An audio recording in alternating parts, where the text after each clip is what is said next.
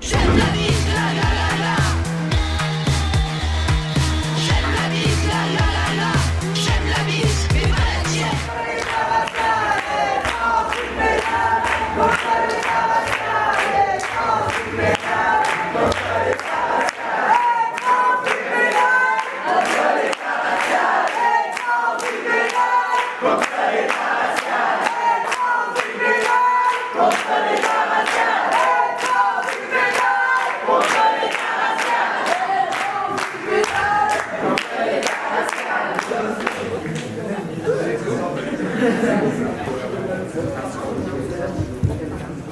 Eh bien, bonjour à tous et à tous. On va commencer cette table ronde. Pour commencer rapidement, on a des photographes dans la salle qui sont à ma droite ici. Donc si jamais vous ne voulez pas être pris en photo, il faut vous signaler auprès de Fanny et Ayane. Nous, on est les Invertis, on est un collectif transpédéguine marxiste, dont notamment un des axes, c'est l'unité et de mobiliser les mouvements LGBTI. Et donc on a organisé cette table ronde pour réfléchir un petit peu ensemble à comment est-ce qu'on peut se rejoindre dans ces luttes pour inverser un petit peu cette tendance-là du racisme et la montée de l'extrême droite en France et à l'international.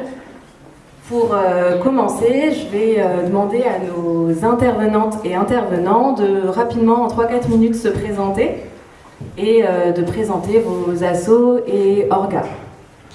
Maggie, si tu veux commencer. Alors, bonjour tout le monde, moi je suis Maggie, je fais partie de la MIF, les militantes et les militants pour l'interdiction des frontières. Donc la MIF, on est un collectif qui existe depuis fin 2021. Et qu'est-ce qu'on fait? On lutte pour l'interdiction des frontières, principalement comme le nom l'indique. On fait 2 permanences par semaine pour de l'accès aux droits des personnes migrantes. Donc le lundi c'est notre permanence LGBT, le mardi c'est notre permanence pas LGBT du coup. On fait des manifestations, on fait des soirées aussi parce qu'on aime bien faire la fête, parce que sinon ça devient vite un peu déprimant. Voilà, donc le but c'est que les gens aient envie de venir lutter avec nous, et surtout on est une association collégiale, on fonctionne sur un principe de tout le monde est sur un pied d'égalité, on n'a pas de président, on n'a pas de... Voilà, donc aujourd'hui c'est moi qui parle puisqu'on a décidé collectivement que c'était moi qui allais parler, mais probablement la prochaine fois ce sera pas moi. Donc voilà, c'est à peu près tout ce que j'ai à dire. Voilà. Bonjour à tout le monde, déjà merci pour l'invitation. Du coup, Raphaël Arnaud, porte-parole de la Jeune Garde et militant antifasciste. Donc, comme son nom l'indique, nous, notre objectif avec notre organisation de jeunesse, c'est de lutter contre l'extrême droite, avec cette vieille phrase militante, mais qui a beaucoup de sens pour nous, par tous les moyens nécessaires. Donc sur l'extrême droite, sur tous ces aspects, on y reviendra certainement un peu plus tard. Et on a commencé à Lyon dans un contexte où on ne pensait pas spécialement se développer sur le plan national. C'était tout simplement par nécessité, parce que Lyon était considéré comme étant le laboratoire de l'extrême droite, notamment l'extrême droite radicale, donc, qui avait une action de rue. On avait à peu près toute la panoplie, donc des royalistes de l'Action française, des néofascistes à l'italienne, tels que le LUD, puis devenu le Bastion social. On avait les identitaires avec Génération Identitaire, on avait les pétainistes avec le Parti nationaliste français. Autant vous dire qu'on avait beaucoup de monde à combattre et qui menait des actions extrêmement violentes au point où toutes les actions qui émanaient de notre camp, et quand j'entends notre camp social, c'est au sens large, sur toutes ces diverses luttes, formes et variées, étaient en danger en fait, ne pouvaient plus militer correctement à Lyon. Donc notre but, ça a été tout simplement de si possible, réinverser le rapport de force pour pouvoir permettre à nos organisations, associations, syndicats, peu importe, pouvoir militer correctement et aussi libérer aussi certains quartiers de la menace fasciste. Donc c'est une lutte évidemment encore actuellement en cours, mais on a obtenu pas mal de victoires. Et très rapidement, en fait, on s'est mis en relation avec d'autres militants et militantes antifascistes, notamment à Strasbourg, puis à Paris, puis à Lille, puis à Montpellier. Donc aujourd'hui, on a 5 sections officiellement Jeune Garde, et puis on a des liens un peu partout dans la France avec divers collectifs antifascistes. On y viendra aussi plus tard, mais la question unitaire est assez centrale dans notre conception de l'antifascisme. L'idée est de dire que, si possible, on évite que l'antifascisme appartienne à des gens qui luttent spécifiquement comme nous sur cette question, mais de rassembler le plus largement possible pour que toutes et tous se sentent antifascistes, s'appartiennent cette lutte à sa manière et puissent évidemment les faire reculer le plus possible. Voilà à peu près dans les grandes lignes ce qu'on essaie de mettre en place. Là aujourd'hui on a commencé une campagne contre le Rassemblement national, notamment sur l'aspect social, même s'il y a beaucoup d'autres aspects évidemment. On a commencé cette campagne avec évidemment comme objectif la question de 2027, parce qu'aujourd'hui l'extrême droite se structure autour des élections principalement, même si c'est pas sa seule forme d'apparition. Et donc on a cet objectif d'essayer de peser aussi, même si on n'est pas une organisation à proprement électorale, de peser sur ce champ-là et de les faire reculer aussi sur ce terrain-là. Et on maintient aussi localement des luttes, notamment sur la question des locaux d'extrême droite et des milices de façon générale. À Lyon, il en reste 2. Il en existait 5 à notre création. Aujourd'hui, il en reste 2. Et on est en passe petit à petit de les isoler et donc d'obtenir la fermeture. Bonjour à tous, Sébastien Tuller, moi je suis responsable de la commission OSIG pour orientation sexuelle et identité de genre à Amnesty International France. Ça fait plus de 10 ans que je suis activiste en faveur des droits humains. Et pour ceux et celles qui connaissent, enfin peut-être vous connaissez Amnesty International de nom, mais vous ne savez pas exactement qu'est-ce que fait Amnesty International. Amnesty c'est une ONG de défense des droits humains qui partage la vision d'un monde où chacun, chacune peut se prévaloir des droits garantis dans la Déclaration universelle des droits de l'homme et dans tous les traités internationaux relatifs aux droits humains. Et parce que quand on parle de droits des personnes LGBTI, plus on parle des droits humains, il ne s'agit pas de droits nouveaux, de droits spécifiques, mais bien de l'application des droits humains. Et quand j'ai partagé ce débat sur Instagram, j'ai plein de potes qui m'ont dit vous allez débattre de quoi parce que vous êtes d'accord sur tout. Et je ne crois pas du tout qu'on soit d'accord sur tout. Au contraire, je pense qu'on a les mêmes objectifs, c'est que les droits humains, l'égalité, la dignité humaine soient respectés. Par contre, on n'a pas du tout les mêmes stratégies. Et je pense qu'au contraire, il faut qu'on organise de plus en plus souvent de ce type de débat, parce qu'on a toujours tendance à organiser des débats assez binaires pour ou contre, ça date un peu, mais pour ou contre le mariage pour tous, pour ou contre l'identité de genre ou les personnes trans. Et du coup, je pense que c'est plus intéressant d'organiser des débats de cette manière, parce que l'objectif est le même si on n'a pas les mêmes stratégies. Parce qu'Amnesty, c'est un mouvement non partisan, on soutient aucune idéologie politique ni idéologie économique, donc on n'est pas une ONG anticapitaliste. Pas encore en tout cas. Peut-être qu'à titre personnel, je pense que c'est assez le capitalisme et le libéralisme. Le capitalisme est assez incompatible avec les droits humains. En attendant, Amnesty, c'est pas ce cadre-là de travail. On base vraiment notre mandat sur la défense et la promotion des droits humains. Et donc de la même manière, on ne soutient pas d'idéologie politique. Amnesty, c'est pas un mouvement qui milite pour ou contre l'extrême droite. Ça ne nous intéresse pas tellement. Et même ce qualificatif d'extrême droite en termes de droit international repose. C'est assez vague, et donc c'est pas une question qui nous intéresse, même si ça a forcément des implications sur le respect des droits humains, on aura l'occasion d'en discuter. Bonjour à tout le monde, je suis Danielle Obono, je suis militante depuis un certain nombre d'années, anticapitaliste, internationaliste, antifasciste et anti-LGBTIQ+, phobie. Et depuis 2017, je suis députée de Paris, du 18e, 19e arrondissement. La circonscription est à cheval entre les deux. J'ai été réélue en 2022. Et au sein de l'Assemblée, je suis membre de la commission des lois qui traite et prépare tous les textes relatifs aux problématiques de justice, de droits et libertés fondamentales. Et donc, ça m'a amené à travailler de l'autre côté, j'allais dire, en termes institutionnels, après avoir été militante sur les dossiers du projet de loi immigration, mais aussi on a travaillé sur la question de la loi bioéthique et de la PMA, etc. Et j'avais été aussi, avec mon collègue Bastien Lachaud, membre du groupe d'études qu'on avait monté sur les LGBT+, phobie. Voilà. Et du coup, je refais pour les invertis. Mais donc le collectif s'est créé il y a maintenant un peu plus d'1 an et demi, après un été un peu chaotique, avec donc il y avait l'affaire de l'affiche sur les hommes enceints du planning familial, où il y a eu une offensive transphobe contre cette affiche et on a remarqué qu'il y avait peu de réactions dans le mouvement ouvrier traditionnel, syndical, politique. Il y avait eu également Caroline Cayeux, une ministre qu'on a très vite oubliée, heureusement, mais qui avait réitéré des propos homophobes. Elle était, issue de la Manif pour tous. Pareil, elle a été virée, mais pas pour son homophobie, mais pour des affaires économiques comme d'hab. Et je sais plus quel autre truc, mais bref, cet été était un peu chaotique au niveau des droits LGBT. On s'est rendu compte qu'il fallait reprendre l'offensive pour se défendre, mais pas seulement, pour aussi gagner des nouveaux droits et aussi essayer de décloisonner les luttes LGBT des autres luttes, parce qu'on en avait marre que dans les syndicats, dans les partis, les gens disent à chaque fois le féminisme, l'antiracisme, etc. LGBTQIA+, c'est déjà bien assez de lettres, pourquoi mettre etc. Nous ne sommes pas etc.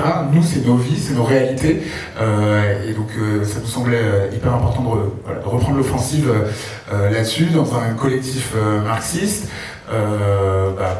C'est du coup l'année dernière beaucoup fait remarquer dans les Pink Blocs, parce que justement, l'une des bases des Invertis, c'est de dire au mouvement LGBT, vous êtes légitime pour parler des questions sociales, parce que quand Macron s'attaque par exemple aux retraites, à l'assurance chômage, ou à la sécurité sociale, il s'attaque aussi aux plus précarisés, aux plus précaires, et donc aux personnes LGBT. Voilà, je fais court comme ça, et on en reviendra un peu dans le débat. Très bien. Eh ben, merci beaucoup déjà pour ces présentations. Merci aussi d'avoir répondu à l'invitation. Et effectivement, comme tu l'as dit, Sébastien, nous, on a volontairement invité des intervenantes et des intervenants qui ont des stratégies différentes, parce que face à une telle montée réactionnaire, nous, on est pour construire une unité. Et donc, c'est l'objectif d'aujourd'hui. Je vais rapidement expliquer un petit peu comment ça va se passer. Donc moi je vais commencer par poser un peu une question dont l'objectif c'est de dresser un petit peu un état des lieux à chacun des invités. Ensuite il y aura les questions du public, donc n'hésitez pas à poser toutes les questions que vous avez envie de poser. Et enfin il y aura une dernière question un petit peu de perspective et pour conclure. Et puis ensuite s'en suivra la fête. Parce que, comme Maggie l'a dit, nous aussi, on fait la fête, parce qu'effectivement, sinon, c'est bien trop déprimant. Donc, la première question que je vais poser, c'est à toi, Maggie. Est-ce que tu peux nous expliquer un petit peu c'est quoi la réalité des migrantes et des migrants aujourd'hui, actuellement? Voilà, évidemment, c'est un peu la merde, on va pas se mentir. Voilà, je pense que les migrants en France ont connu des jours meilleurs. Même avant la nouvelle loi Darmanin, en fait, il y a eu déjà une loi immigration en 2018 qui était déjà... je n'ai même pas les mots pour décrire cette loi. On est vraiment sur une continuité où Darmanin a dit très clairement que son objectif c'était de rendre la vie impossible aux migrants et malheureusement il est plutôt en passe de réussir à leur rendre la vie impossible. Actuellement, pour les personnes migrantes, qu'elles soient régularisées ou pas, quelle que soit leur situation administrative, qu'ils soient demandeurs d'asile, réfugiés, sans papier, en situation régulière. En fait, ça reste compliqué parce qu'il y a toujours cette suspicion un peu tous les jours dans la rue où ils vont toujours se faire contrôler pour tout et n'importe quoi. Donc, c'est... En tout cas, les personnes de notre collectif, ce qu'elles décrivent, c'est vraiment cet état de stress permanent où ils ne peuvent pas se permettre de, par exemple, prendre le métro sans ticket, c'est pas possible parce qu'ils risquent de se faire contrôler. Et si vous et moi, on se fait contrôler, à la rigueur, on va prendre une amende. La personne risque de prendre une amende, un contrôle, une OQTF, un passage en CRA, une expulsion. Enfin voilà, tout est vraiment très disproportionné pour eux. Nous, ce qu'on voit dans nos permanences, c'est beaucoup de personnes qui ne savent pas en fait quoi faire parce qu'il y a la théorie, les personnes peuvent être régularisées selon certains critères, et en pratique, même quand elles rentrent dans ces critères-là, la plupart du temps, c'est vraiment soumis à l'appréciation de la préfecture, donc dans les faits, ça marche pas très très bien. On a beaucoup de camarades qui attendent depuis longtemps, qui sont sans papier depuis 5 ans, 7 ans, et pour lesquels il n'y a pas forcément de perspective dans l'immédiat, ou même à long terme en réalité. Donc on va tenter des choses, c'est vraiment ce qu'on leur dit en général, c'est bah écoute, on peut tester ça, on va voir si ça marche, si ça marche pas. Le problème, c'est qu'actuellement, si ça marche pas, bah, non seulement ça marche pas, mais en plus, il a gagné le QTF à la fin. Donc voilà, c'est...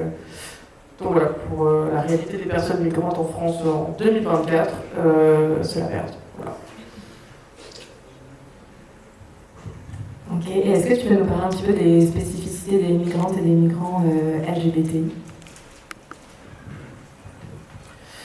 Oui, parce que comme je vous disais tout à l'heure, le lundi, on a une permanence pour les migrants LGBT, pas forcément demandeurs d'asile, quel que soit leur statut, régularisé ou pas. Enfin voilà, c'est vraiment, l'idée c'est de construire un endroit qui soit, je ne vais pas dire safe parce que ça n'existe pas, mais un peu plus safe que ce qu'on peut proposer ailleurs. La spécificité des migrants LGBT, c'est vraiment l'isolement en fait par rapport aux autres, parce que quand on est un migrant en France, bon déjà c'est la merde comme je disais, mais on peut à la rigueur se retrouver dans des espaces un peu communautaires avec des gens qui viennent du même pays, etc. Quand on est un migrant LGBT, on peut aussi être exclu de ces espaces communautaires. Donc soit on fait partie des espaces communautaires sans être, enfin tout en restant dans le placard en fait, donc sans vraiment exprimer la totalité de son identité, soit on est out et du coup on est exclu de ces espaces communautaires. Donc du coup c'est vraiment un isolement parce que ce qui pourrait faciliter en fait les choses, c'est-à-dire d'avoir de l'entourage, d'avoir des gens qui sont là pour vous, la solidarité communautaire, ça n'existe pas pour les personnes LGBT. Donc voilà. Et pour les demandeurs d'asile LGBT, il y a vraiment une spécificité dans le parcours d'asile, parce que nous on fait des préparations aussi pour les demandes d'asile, donc des migrants LGBT ou pas. En gros, quand on dépose une demande d'asile, on doit prouver les persécutions qu'on a subies et le danger qu'on risque en retournant dans son pays. Donc ça c'est pour tout le monde. Quand on est un migrant LGBT, on doit prouver tout ça et qu'on fait partie de la communauté LGBT.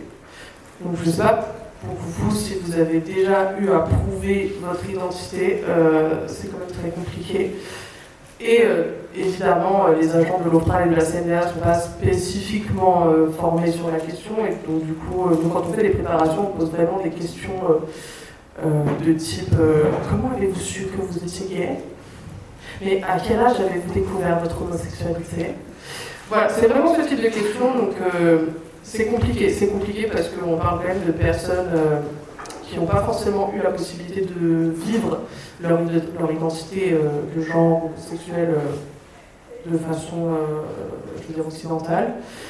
Et malheureusement, à l'OPRA et à la CNDA, on attend vraiment des clichés. Il faut vraiment avoir l'air gay, il faut avoir l'air lesbienne. Donc si on dit qu'on est gay, mais on a été marié, ça ne le fait pas. Si on est lesbienne, mais on a eu des enfants, c'est chelou, c'est suspect. Comment ça? Vous êtes lesbienne, vous avez eu des enfants avec un homme, enfin je ne comprends pas. Voilà, donc du coup c'est vraiment cette spécificité-là, c'est le fait de devoir se justifier surtout et sur sa propre identité. Donc voilà, il y a une petite rumeur qui court comme quoi c'est plus facile d'avoir l'asile quand on est gay, c'est faux, ça ne marche pas du tout, c'est pas du tout une bonne stratégie. Parce que du coup, on va devoir prouver qu'on est gay, prouver qu'on est LGBT, prouver qu'on est trans, voilà. Mais on va devoir le prouver de façon occidentale. Donc, en gros, si vous ne ressemblez pas à un gay, si vous ne traînez pas dans le marais et que vous n'écoutez pas Mylène Farmer, ça ne marche pas. C'est des vraies questions de l'OFPRA. J'en suis surprise, ce sont des vraies questions qui ont été posées. Donc voilà. Merci.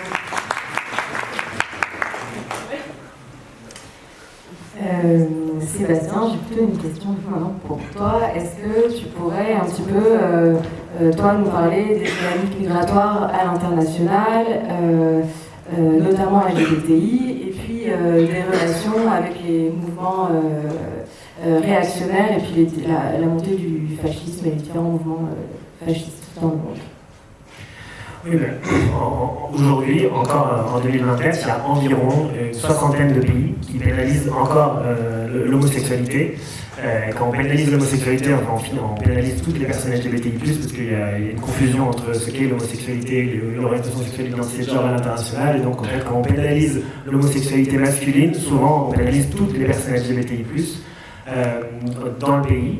En dehors des pays qui pénalisent directement la sexualité masculine entre hommes, il y a une soixantaine de pays qui ne protègent pas des discriminations, des discours de haine, et donc il y avait vraiment des difficultés juste économiques à avoir accès à un emploi, accès à l'éducation, accès à des services, uniquement en raison de son orientation sexuelle, de son identité de genre. Et donc on est contraint souvent de quitter son pays, alors qu'on n'est pas particulièrement persécuté par les autorités. Et en tant que personne LGBTI+, on n'a quand même toujours pas accès à une vie digne, et ce qui rend effectivement après encore plus compliqué le fait de déposer une demande d'asile dans un pays qui est censé nous protéger. On voit bien que depuis, si on reprend un peu ces dernières années, depuis une vingtaine d'années, les choses vont en s'améliorant. Il y a quand même de moins en moins de pays qui pénalisent l'orientation sexuelle et l'identité de genre dans le monde.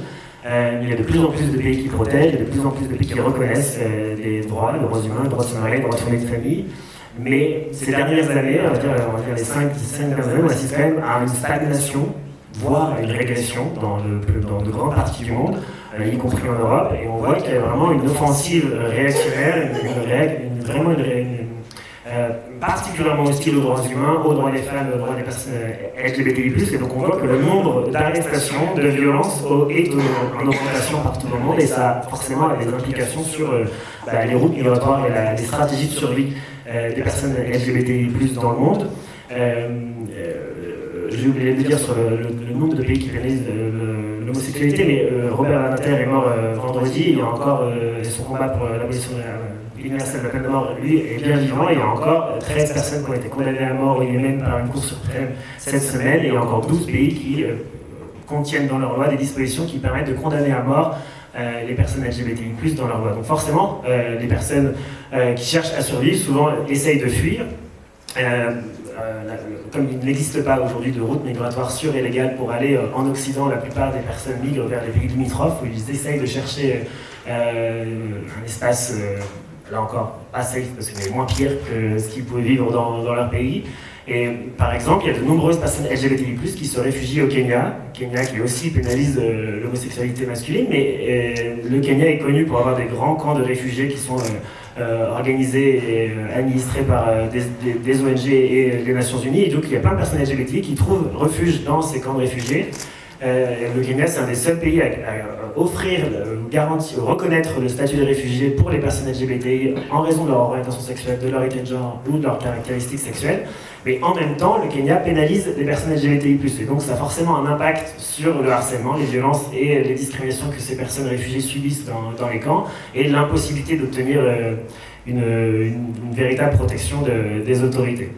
Mais souvent, ces personnes LGBTI attendent que les pays en Occident les autorisent à transférer leur protection et à venir chez nous, et ce qui en réalité n'existe très peu, enfin c'est très peu suivi. La France participe très peu à ces transferts de protection internationale pour accueillir des réfugiés en France. Et en fait, c'est une véritable question aujourd'hui, c'est quelles sont les routes migratoires sûres et légales que les personnes LGBTI peuvent emprunter. Il n'y en a aucune. Et donc, effectivement, on est obligé de subir les routes de l'exil qui sont particulièrement difficiles pour tout le monde, mais qui sont notamment plus graves quand on est une personne LGBTI+, parce qu'on subit l'homophobie, la transphobie, les LGBTI-phobies dans son pays, mais on les subit encore plus sur la route de l'exil, et encore une fois qu'on arrive dans un état occidental, on est censé obtenir une protection, on nous pose des questions stupides pour prouver, soi-disant, notre orientation sexuelle, notre identité de genre, avec des questions qui sont complètement stéréotypées, et avec une vision très, effectivement, occidentale de ce qu'est l'homosexualité ou la transidentité. Autant pas dire qu'on est bisexuel ou pansexuel, Frau Walsender, parce que on ne sait pas ce que c'est. Mais c'est assez dramatique, et donc on voit bien en tout cas que dans les pays les plus réactionnaires ces dernières années, on pourrait faire un tour du monde des États réactionnaires, mais ça prendrait du temps, que les chefs d'État les plus réactionnaires instrumentalisent de plus en plus les questions d'homosexualité et de transidentité pour s'attaquer aux droits des femmes et aux droits humains de manière générale, qui remettent en cause la question du droit à l'avortement, qui instrumentalisent la question du droit de l'enfant pour s'attaquer aux personnes LGBTI+, à la liberté d'expression. Et donc voilà, les États-Unis, Erdogan en Turquie, le Brésil, Bolsonaro, Poutine, enfin voilà, des exemples, on en a 1000, qui montrent qu'à chaque fois qu'une personne particulièrement réactionnaire et autoritaire accède au pouvoir, elle s'attaque d'une manière ou d'une autre à un moment donné, et souvent très rapidement, aux minorités. Et dans les minorités, c'est souvent les personnes LGBTI+, qui sont ciblées en premier ou de manière disproportionnée. Et je trouve que l'exemple le plus frappant, le plus triste, c'était vraiment au moment du Covid, où en Hongrie, la première loi passée sous l'état d'urgence sanitaire pour lutter contre le Covid, c'était d'interdire le changement d'état civil des personnes trans. C'est vraiment la question prioritaire en Hongrie, d'interdire aux personnes trans de pouvoir avoir une reconnaissance légale de leur genre. Mais ça montre bien qu'à la première crise, c'est toujours la question des minorités, les femmes et les minorités de genre qui voient leurs droits être remis en cause. Et donc, voilà, on pourra continuer à en discuter, mais voilà, il y a toujours en tout cas cet exemple. L'exemple de l'Italie récemment où on remet en cause le statut de mère des femmes qui ont eu des enfants par PMA, où du jour au lendemain en fait on dit bah non en fait on vous a reconnu sur des papiers d'état civil comme la mère de votre enfant, mais on n'aurait pas dû le faire, donc vous n'êtes plus la mère de votre enfant. Ouais, tout à fait. Nous, aux Invertis, on en parle souvent de la façon dont les LGBT-phobies, c'est un terreau de radicalisation pour l'extrême droite. C'est aussi pour ça qu'on a invité la Jeune Garde aujourd'hui. Est-ce que, Raphaël, tu pourrais nous parler un petit peu du fascisme aujourd'hui, quelle forme ça prend actuellement? Oui. Alors, j'aimerais redonner quelques éléments de contexte, parce que nous aussi, on a une conception matérialiste des situations politiques dans lesquelles nous sommes.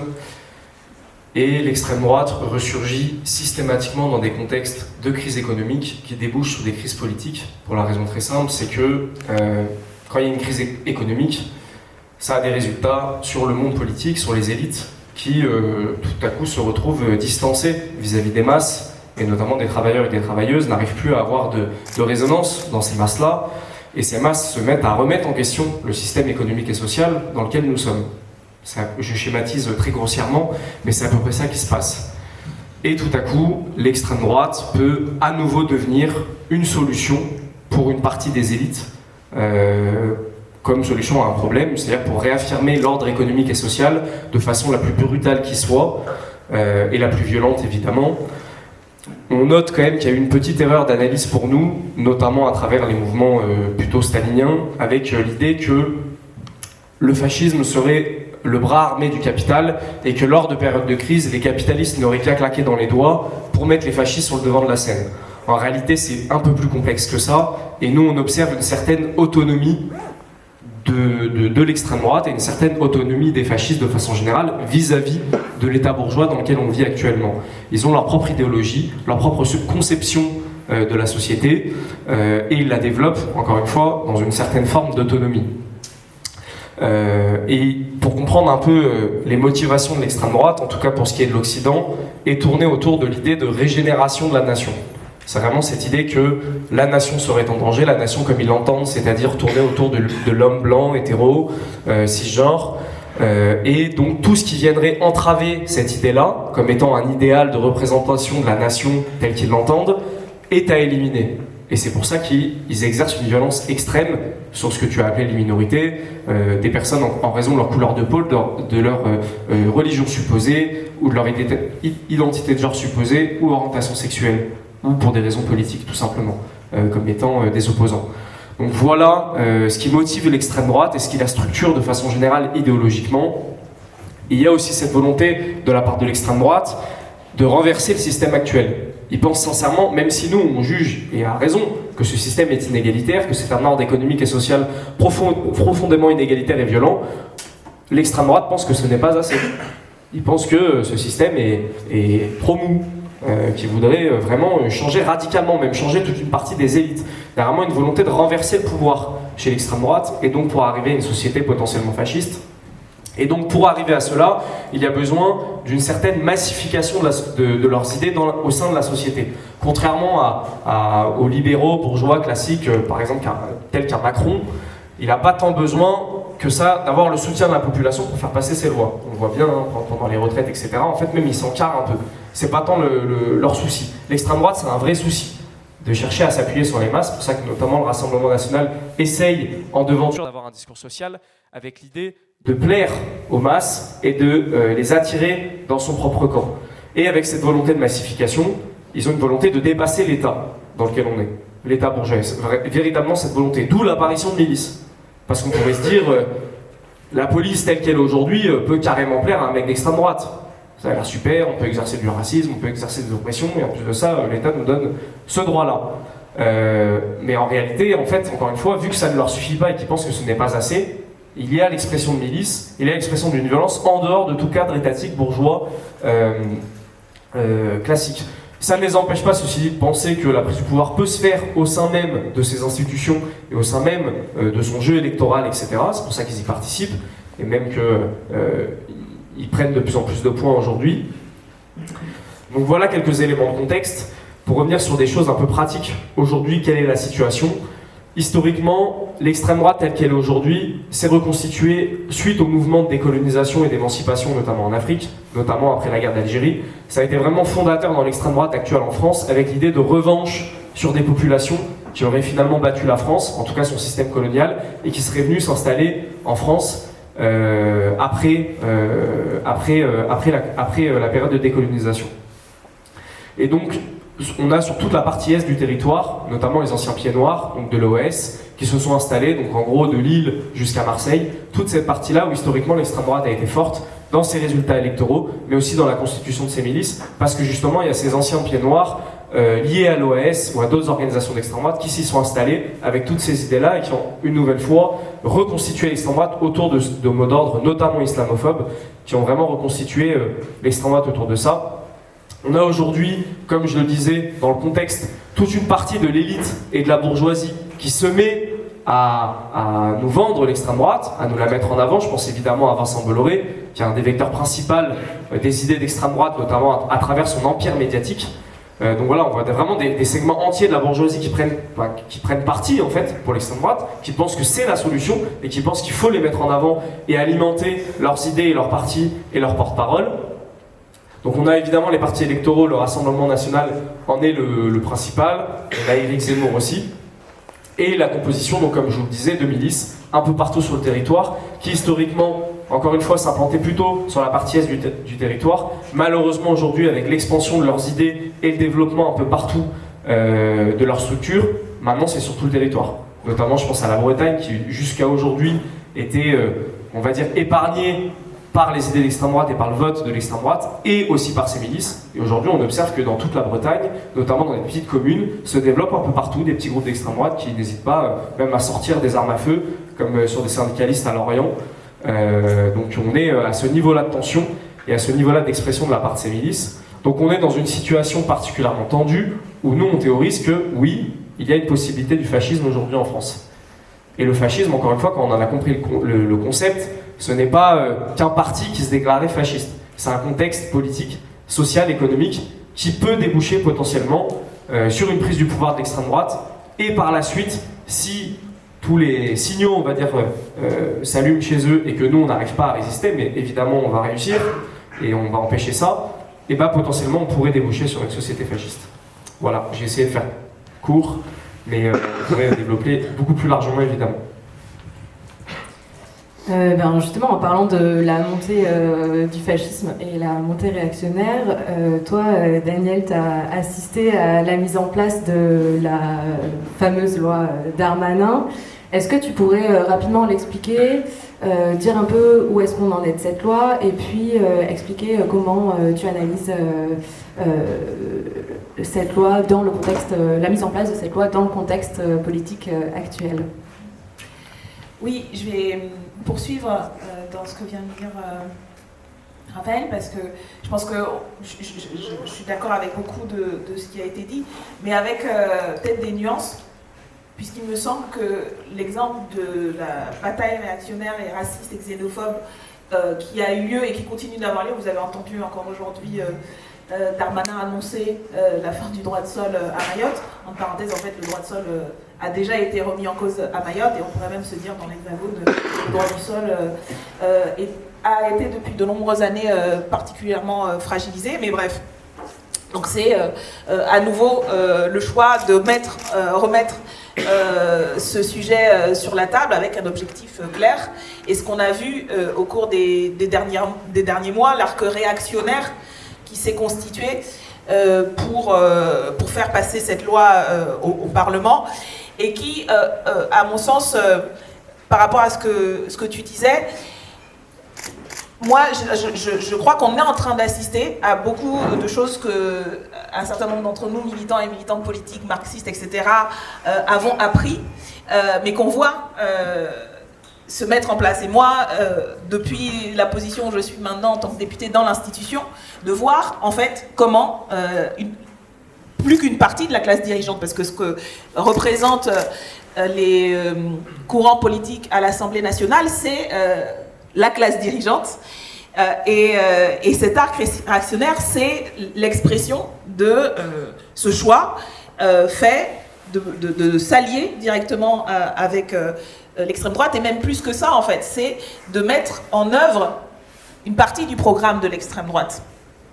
Et du coup, l'idée que c'est la classe dirigeante, le bloc bourgeois, et ça je suis d'accord, ce que tu as dit sur la nécessité de maintenir un contrôle, une domination pour maintenir pas simplement le statu quo, mais pour continuer l'exploitation, etc., qui choisit sciemment, et ça on l'a vu avec la Macronie depuis, pas juste depuis cette énième loi immigration, mais en fait très tôt, depuis qu'il est au pouvoir, pas juste les signaux, en fait, les politiques mises en œuvre. Tu évoquais la loi de 2018 déjà, qui était portée par Gérard Collomb et qui avait déjà toutes les caractéristiques d'une loi raciste, xénophobe, réactionnaire, avec y compris Emmanuel Macron qui à cette occasion aussi avait révélé ses affinités réactionnaires. Je me rappelle, ça n'avait pas eu beaucoup d'écho, mais à ce moment-là, vous aviez, c'était Salvini qui était arrivé, qui avait gagné les élections générales en Italie, en tout cas qui avait eu un super score, et qui disait, regardez d'ailleurs, avec sa loi immigration, Macron est en train de faire ce qu'on est en train de faire, ce que nous on voudrait faire. C'était un moyen de légitimation en fait.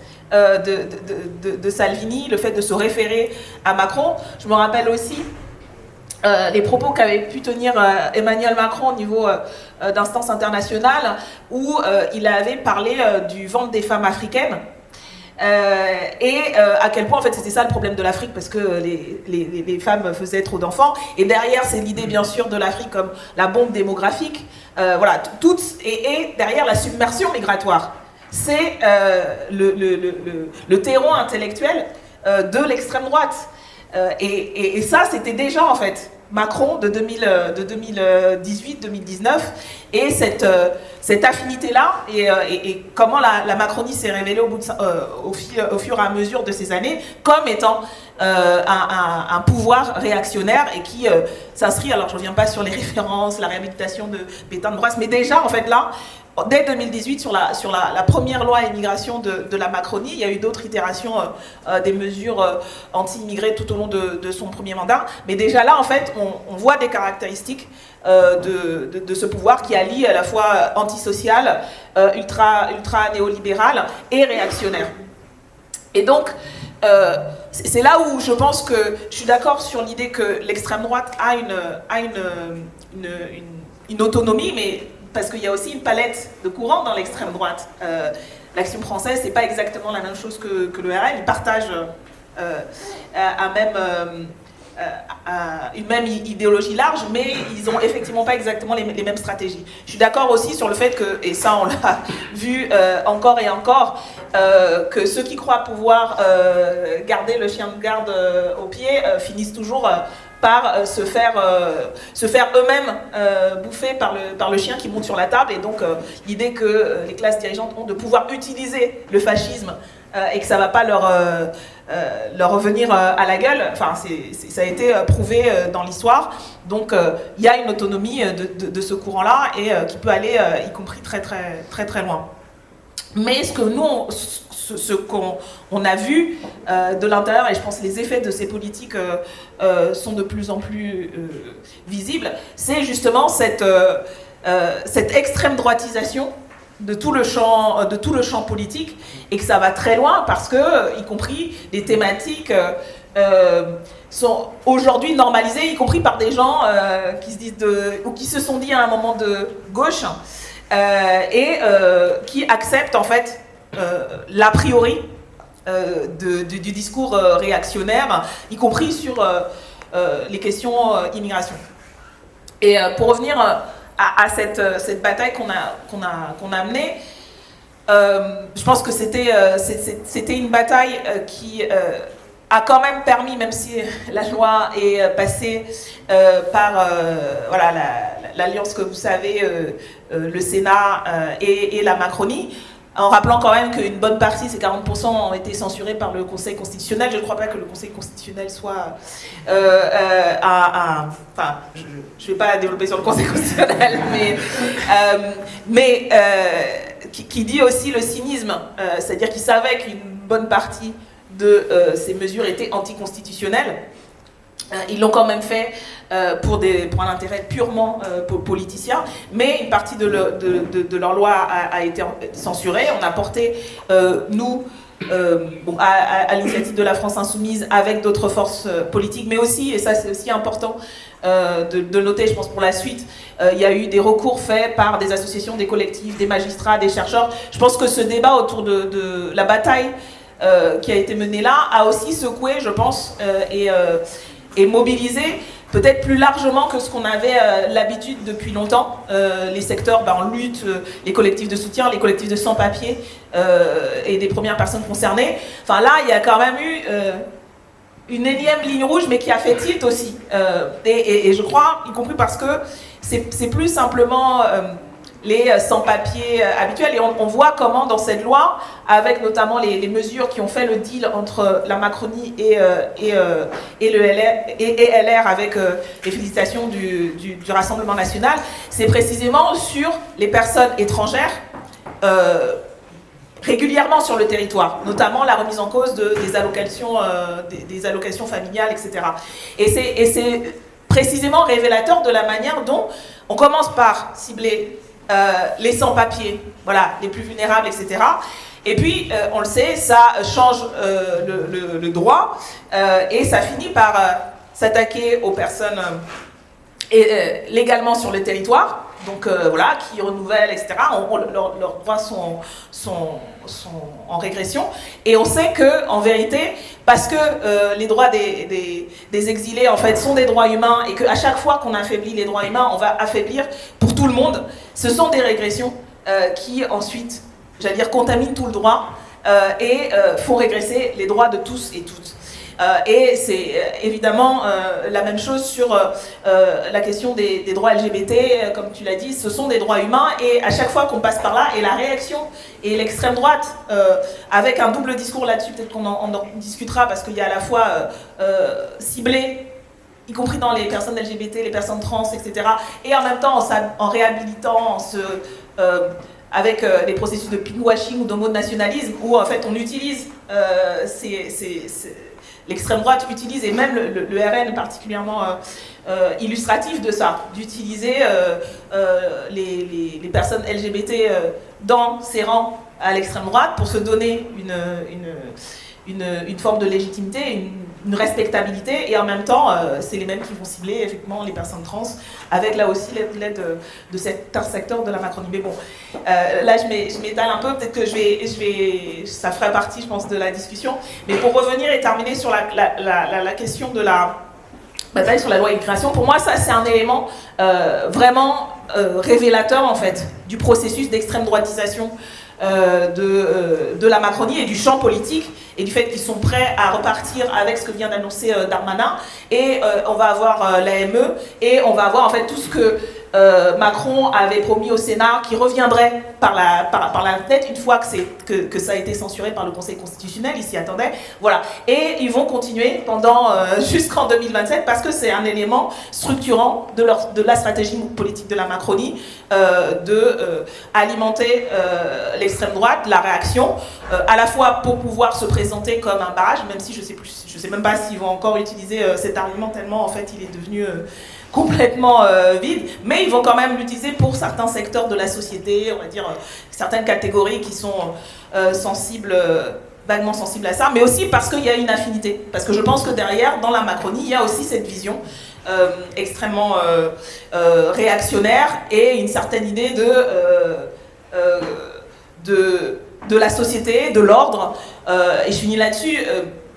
C'est aussi dans ce contexte-là, après avoir infligé cette régression des droits fondamentaux de tous en s'attaquant aux exilés, qu'il a aussi ce discours, le nouveau discours de régénération de la nation, de réarmement démographique.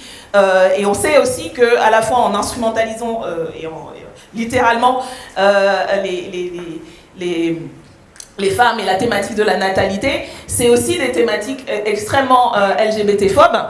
Et donc, ça participe en fait de cette précarisation, vulnérabilisation et régression de nos droits fondamentaux. Voilà pourquoi est-ce que il faut continuer à se mobiliser. Moi, je pense qu'il y a autour de l'opposition à la loi Darmanin-Le Pen, il y a eu une forme de renouveau, de redynamisation un peu de cette bataille-là, en tout cas d'un point de vue institutionnel et voilà, dans ce qu'on appelle la gauche, avec des débats, on pourra en discuter, et que c'est quand même un point d'appui, parce que je finis vraiment, moi je pense que ce pays n'est ni macronisé ni extrême droitisé, et qu'une majorité de la population a à la fois objectivement tout intérêt, mais aussi l'idée qu'on se fait de soi-même et de notre pays, de notre peuple, de notre classe, et aux antipodes du projet macroniste et le péniste. Et donc c'est pour moi le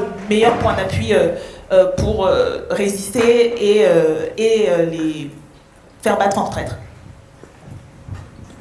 C'est parfait que tu aies parlé d'homonationalisme et de pinkwashing, puisque c'était ma question d'après. Pour Tariq, comment un petit peu est-ce que nous, dans Les Invertis, on analyse justement la façon dont l'extrême droite et la Macronie vient chercher et instrumentaliser notre milieu par ces biais-là? Je pense, au risque de vous étonner, je pense qu'il y a un des points, c'est que pour nous, la question LGBT, comme je l'ai dit, c'est pas subsidiaire. On pense que c'est central, et d'ailleurs, c'est malheureux, mais l'extrême droite aussi. C'est-à-dire que pour l'extrême droite, ce n'est pas une question secondaire, la question des LGBT et des femmes. Et on pense même que le moment de la manif pour tous a été un moment catalyseur où justement des groupuscules néofascistes, l'extrême droite traditionnelle, des groupes réactionnaires, des groupes catholiques intégristes et la droite traditionnelle se sont rencontrés et sur la détestation de nos vies, de nos familles, de nos existences, ont élaboré. Donc c'est pas une nouvelle chose. Par ailleurs, on a parlé également de aujourd'hui, il y a plus, j'ai l'impression des fois que quand il y a des lectures de drag queen, les fachos sont plus au courant que nous, quoi. C'est-à-dire que les fachos vont voir les shows de drag queen pour les attaquer. Que, par exemple, si on prend l'exemple des Invertis, pour l'instant, on a eu des articles de presse dans plein de journaux d'extrême droite pour dire qu'on était fous. Où sont les médias de gauche, quoi? Pour le dire, voilà, pour eux, c'est central, en fait, cette question-là. Et comme tu le disais, au moment des crises, etc., et la question, du réarmement démographique, ça pue en fait pour les LGBT. Il y a un peu alerte, ça devrait sonner quelques cloches, je sais pas comment on dit. Et on peut pas parler de l'extrême droite sans parler du XXe siècle, du Troisième Reich, parce que nous aussi on a été dans les camps. Alors évidemment c'est pas la même mesure que pour le peuple juif, mais il y a quand même un truc intéressant à lire, c'est l'exemple, il n'y a pas beaucoup de récits, mais des homosexuels qui ont été dans les camps. Le seul livre qu'on a en France, c'est Jean Selle, qui l'a écrit à la sortie des camps. Et en fait, il y a quand même un truc, c'est comment les nazis ont fait pour savoir qu'il était homosexuel. Ils ont juste été cherchés dans les fichiers de la police française. Il faut se rappeler que le rôle du fichage des LGBT avant, et en plus c'est assez drôle son histoire, faudra lire son bouquin, il était dans un lieu de drague pour baiser, et il s'est fait voler sa montre, il a été porté plainte, erreur fondamentale, on n'a pas retrouvé sa montre, il a vécu sa vie pendant 2 ans, puis en fait... quand les nazis sont arrivés, ils avaient tout ce qu'il fallait. Donc c'est pour ça que nous, quand on s'indigne ou on a peur du fichage des personnes trans en ce moment, du fichage des LGBT, c'est pas juste parce qu'on est des gauchistes qui sommes pas contents, mais c'est parce qu'on a une mémoire de ce qui s'est passé. Ça a été réel, ça a été vrai. Il y a des homosexuels qui ont été dans des camps. C'est pas un film. Et ça, il faut se le rappeler parce que, d'ailleurs, j'ai une citation, si je vais réussir à la lire, de Jess Baldwin, qui est donc un militant noir américain et homosexuel, qui disait, c'est un peu long, toute prétention à une supériorité quelconque, sauf dans le domaine technologique qu'ont pu entretenir les nations chrétiennes, a, en ce qui me concerne, été réduite à néant par l'existence même du Troisième Reich. Les Blancs furent ceux encore stupéfaits par l'Holocauste dont l'Allemagne fut le théâtre. Ils ne savaient pas qu'ils étaient capables d'une chose pareille, mais je doute fort que les Noirs en aient été surpris, au moins au même degré. Quant à moi, le sort des Juifs et l'indifférence du monde à leur égard m'avaient rempli de frayeur. Je ne pouvais m'empêcher, pendant ces pénibles années, de penser que cette indifférence des hommes au sujet de laquelle j'avais tant déjà appris était ce à quoi je pouvais m'attendre le jour où les États-Unis décideront d'assassiner leurs nègres systématiquement au lieu de petit à petit et à l'aveuglette. Et voilà, c'est de dire qu'en fait, oui, c'est possible, et l'extrême droite a existé, voilà. Et aujourd'hui, dans le discours de l'extrême droite, là, pas seulement sur les questions LGBT, mais il y a évidemment la question du choc des civilisations. Voilà, ça a été théorisé par Renaud Camus. Peu de gens savent que dans les années 70-80, c'était un auteur PD très reconnu, qui a écrit Trix et qui racontait déjà comment il avait du mal à baiser avec les Arabes. On ne change pas, on met juste des costumes d'autres sur soi, comme disait la poète. Mais que voilà, ce discours-là du choc des civilisations, aujourd'hui, il est repris par toute une partie de l'extrême droite sur la question du choc sexuel des civilisations. De dire qu'il y aurait d'un côté un Occident pro-LGBT, féministe, machin, et de l'autre des barbares qui seraient intrinsèquement homophobes, etc. Or nous, on le sait, parce qu'on a encore une fois une histoire, une mémoire, et même si les homosexuels ont peu d'enfants, nous sommes les enfants de Pierre Cille, et on doit se battre pour faire perpétuer sa mémoire, mais justement on sait que on a été dans les camps, et si on a si peu de discours de ce qui s'est passé, c'est précisément parce qu'en sortant des camps, les gens étaient encore poursuivis par la police, et que du coup tu n'allais pas raconter ce que tu avais vécu, parce que tu risquais de nouvelles persécutions. Donc voilà, ça c'est dit. Et je sais plus ce que je voulais dire sur... Oui, donc d'un côté, voilà, l'Occident qui serait intrinsèquement pro-LGBT, bon, on sait que c'est pas vrai, et à l'inverse, on sait que les formes d'homosexualité ou de genre ont existé partout, que les lois homophobes dans le monde qui existent et qui sont encore, notamment par exemple en Palestine, dans la bande de Gaza. Alors, en Cisjordanie, ils ont enlevé ces lois, mais c'est des lois des colons anglais. C'est les colons anglais qui ont été imposés la même loi qui a pénalisé Oscar Wilde en Tunisie, en Inde, en Ouganda. Or, on sait, dans l'histoire, il y avait un roi bisexuel en Ouganda. On sait qu'il y avait un Kama Sutra homosexuel en Inde.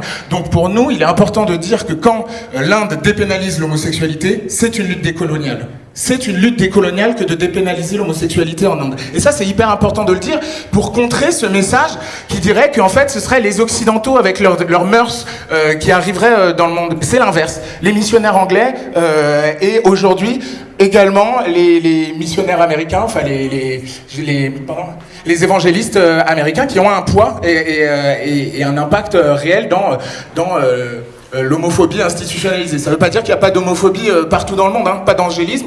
Après bon, vu la situation, et vu comme on parle du reste du monde, de la Palestine, etc., je pense que ça fait aussi du bien de rappeler ces faits-là, pour mettre un peu de poppers dans la fenêtre d'Overton, parce qu'en ce moment c'est dur.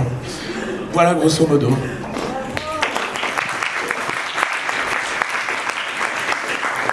Merci à toutes et à tous. On va passer aux questions du public. Alors, on n'a pas de micro sans fil, donc si vous voulez intervenir, il faudra vous lever, soit en allant voir Tariq, soit moi-même. Et donc, n'hésitez pas. On a été un petit peu plus long que prévu, donc on va voir combien de questions on fait. Mais voilà, si quelqu'un a une question.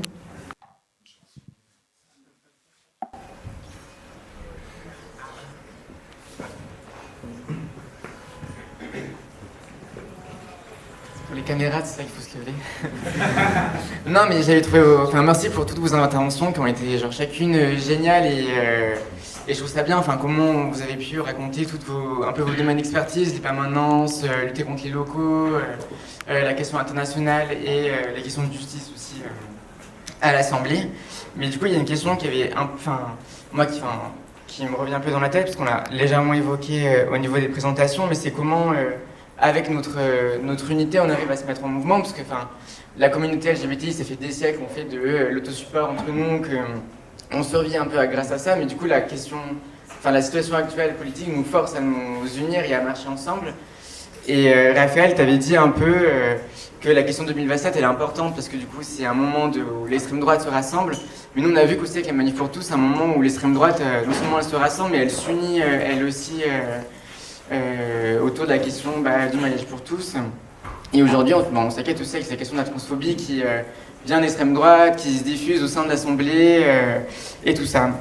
Du coup, ma question, c'est pas est-ce qu'il y aurait une victoire à l'avenir, est-ce que vous la voyez, mais comment est-ce qu'on provoque cette victoire, comment on force un peu l'avenir et comment le front unitaire qu'on cherche à construire et se déploie, est-ce que c'est à partir des élections ou est-ce que c'est aussi à partir des mouvements sociaux comme on a connu à travers les retraites, qui ont aussi été une grande synthèse des derniers mouvements. Merci Leda. Est-ce que quelqu'une veut réagir parmi vous? Je prends juste un tout petit peu, et après je lance le débat. Mais déjà, il y a un premier truc, c'est sur la question intersectionnelle. Qu'est-ce que ça veut dire d'être intersectionnel? Faut-il être intersectionnel, etc. Bon, déjà, le premier truc à dire, c'est que même si on choisissait pas d'être intersectionnel, on a face à nous, je vais dire un gros mot, des gens comme Darmanin, qui de fait s'attaquent aux bassines, donc ce n'est tous les écolo-ados et toutes les personnes qui ont un peu envie que cette planète survive. Je crois que les organisations féministes sont pas fans du bonhomme non plus. Il a été formé par des homophobes, Van Est, etc.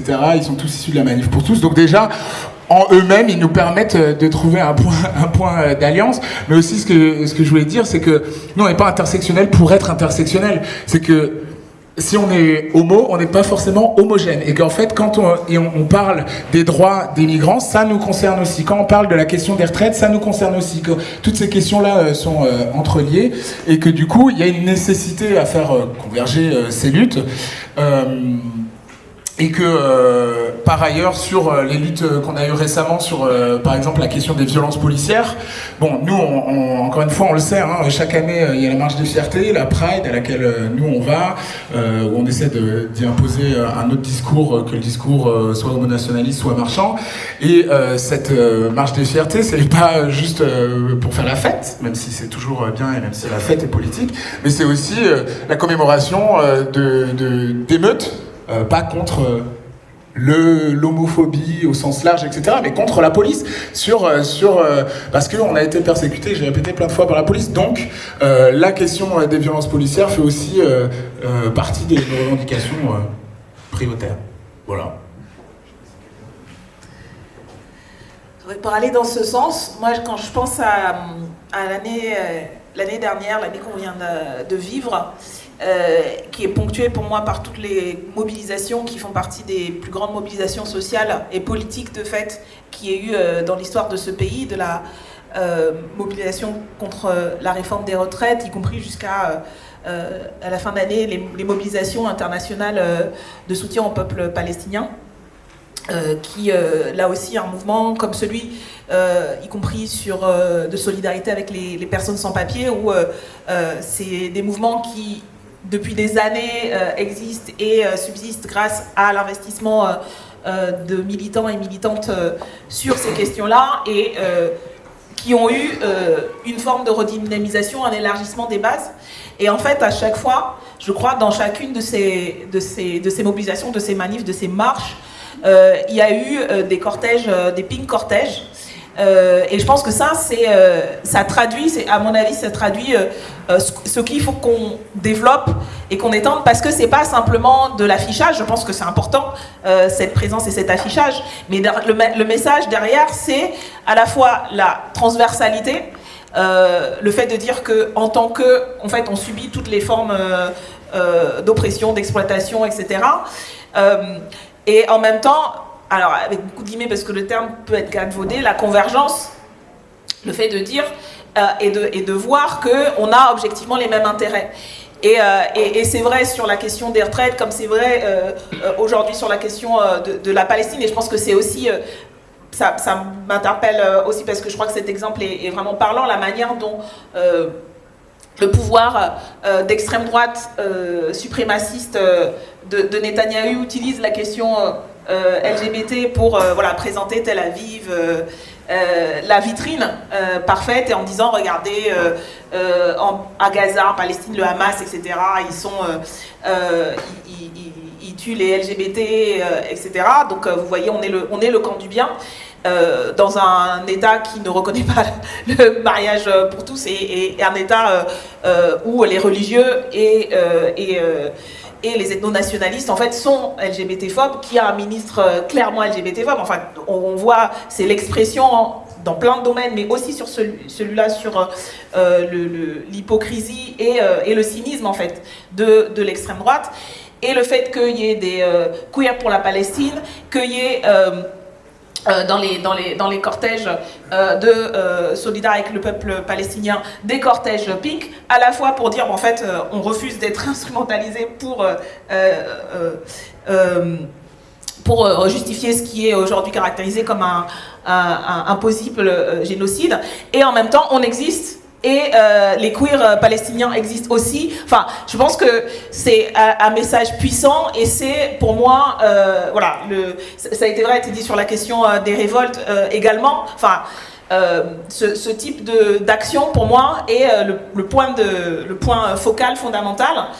Et ensuite, la question, c'est comment on le traduit politiquement dans les batailles qu'on a amenées institutionnellement. Moi, du point de vue de l'Assemblée, c'est vrai que la question d'être autant sur le front pour la réforme des retraites que pour la constitutionnalisation du droit à l'IVG ou la liberté de genre, en fait, le fait d'assumer de porter ces questions-là sans en faire des questions accessoires, ou en se disant en fait ça va peut-être pas plaire à certains, ou il faudrait éviter de trop cliver. Voilà, c'est aussi je pense notre responsabilité de ne pas considérer qu'il y ait des questions secondaires politiquement que la question sociale, parce que ça c'est quelque chose qui est encore fort, je pense, dans le mouvement social et politique de gauche, même j'allais dire progressiste avec beaucoup de guillemets, quoi. L'idée que voilà, en fait, toutes ces questions, c'est vrai aussi sur les questions antiracistes, hein, toutes ces questions font un peu diversion, voilà, et je pense que quand on va voir, on a déjà l'offensive transphobe qui monte, etc. Et l'idée de dire en fait, répondre à ça, c'est d'une manière alimenter la diversion, alors que la question fondamentale, c'est la question sociale. Donc voilà, je pense que partir de ce qui se fait dans les luttes, le terrain, donner de la force à cela, donner la force du coup à l'autonomie qui permet aussi de pouvoir ensuite rejoindre la convergence, et politiquement assumer de ne pas faire de priorisation et d'articuler ces questions-là dans nos batailles, du coup d'être aussi ferme et déterminé pour la retraite à 60 ans que pour l'inscription de la liberté de genre dans la Constitution, qui sera, une fois, je pense, j'espère, j'y crois, qu'on inscrira le droit à disposer de son corps avec l'IVG. C'est des batailles qu'il faut qu'on porte haut et fort, parce que je pense aussi, je finis là-dessus, ça fait en fait évoluer les consciences aussi, et créer de la solidarité où des gens qui étaient peut-être pas sensibles à ces questions-là vont se dire bon bah en fait ouais, pourquoi pas, et puis finalement on est ensemble dans la lutte, et puis après finalement enfin voilà, je pense que ça aussi ce potentiel en fait d'unifier notre camp en fait, et de nous faire avancer tous en assumant de porter ces combats ensemble. Je vais être rapide, mais je pense que vraiment, effectivement, le point de vigilance, c'est d'être. Enfin, il faut vraiment être extrêmement vigilant sur l'instrumentalisation aujourd'hui de nos luttes Et comme tu l'as dit, depuis les révoltes de Stonewall, on a acquis un certain nombre de droits partout dans le monde, mais qu'aujourd'hui, il y a vraiment une instrumentalisation, il y a plusieurs instrumentalisations de lutte, mais la première instrumentalisation par les pays réactionnaires ou les régimes autoritaires, c'est à chaque fois au moment des élections de instrumentaliser l'homophobie, la transphobie pour faire diversion ou pour obtenir des voix. Et là, on le voit bien avec la campagne homophobe, transphobe, LGBTphobe de Poutine depuis un certain nombre d'années de la Russie, que c'est juste en amont de chaque élection qu'on nous réinvente un projet de loi. Donc là, aujourd'hui, on décide que les personnes LGBT appartiennent à un mouvement extrémiste et que tout symbole LGBT peut nous conduire en prison pour extrémisme. Avant, on avait déjà interdit la propagande LGBT ou la propagande homosexuelle préliminaire, et qu'à chaque fois, si on regarde bien, c'est toujours avant des élections qu'on vient faire diversion sur un mandat en fait assez faible, et pas juste pour avoir une majorité, mais pour écraser toute divergence. Donc il y a vraiment cette instrumentalisation de l'homophobie et de la transphobie à des fins électorales, et ensuite il y a l'instrumentalisation des nos propres acquis, nos propres luttes, nos propres droits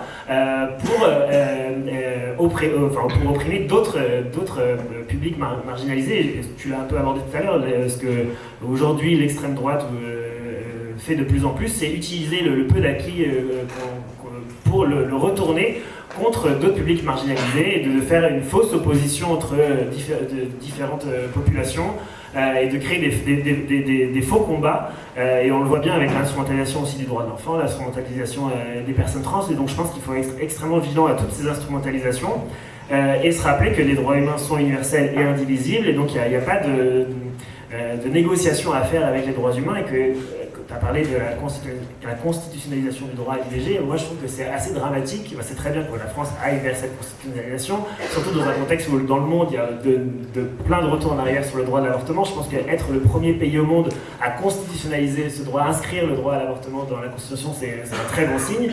Mais il faut voir de la formulation qui a été retenue, elle est vraiment particulièrement décevante. En 2024, on en vient à garantir la liberté des femmes à disposer de son corps. Alors on en vient à dire qu'effectivement la femme, on l'entend comme toutes les personnes susceptibles d'être enceintes dans la vie du Conseil d'État. Pourquoi ne pas le mettre dans la Constitution, et du coup on se revient à avoir plusieurs définitions de ce que serait la femme ou une femme, et on ne parle pas du droit à l'avortement mais d'une liberté. Et du coup même en 2024, aujourd'hui, on n'est pas capable d'avoir une formulation juste égalitaire, inclusive, et parler du droit de disposer de son corps. Et effectivement, c'est ce que tu disais aussi, on n'est pas intersectionnel parce qu'on a envie d'être intersectionnel, c'est que les oppressions qu'on subit, elles sont intersectionnelles, et qu'on s'attaque à nous sur la question migratoire, la question climatique, la question sociale, et qu'on n'a pas le choix, en fait, dans notre réponse, d'avoir aussi une réponse intersectionnelle. Ouais, je voulais rebondir sur la question de base et la question de l'unité. Tu as fini là-dessus, il me semble. Qui est centrale chez nous à la Jeune Garde. On a sans cesse cette préoccupation de l'unité, non pas pour une question dogmatique, ça Tariq, tu l'as rappelé aussi, mais par nécessité, tout simplement, parce qu'on a besoin d'être ensemble face à un ennemi commun, qui est celui de l'extrême droite et de la réaction de façon générale. Tu le disais, Daniel, la question de l'articulation idéologique est évidemment centrale, mais c'est vrai que nous, en tant que militantes de terrain, on insiste vraiment sur la question du coup de fait du terrain, et notamment de la question de l'autodéfense. On pense que sur cette question de l'autodéfense, de nos propres événements, ça peut être à travers un drag show, ça peut être à travers une manifestation, peu importe, dans la défense de nos événements, côte à côte, naît une unité on peut écrire 1000 textes sur cette unité, tant qu'on ne l'a pas vécue, sur cette question de la défense, en fait, ça n'a pas grand poids. Je pense notamment à Lyon, où les prides étaient systématiquement interdites, notamment dans le Vieux-Lyon, parce que c'est là où se situent les locaux du Vieux-Lyon. En fait, lorsqu'on se rend compte que c'est les mêmes qui attaquent une conférence, par exemple, sur la Palestine, très rapidement, les liens se font. Et très rapidement, on met en place des choses sur cette question, justement, de l'autodéfense et de l'unité, qui sont ô combien importants, et dans la pratique, qui permettent, sur un long terme, de construire ensemble. Voilà.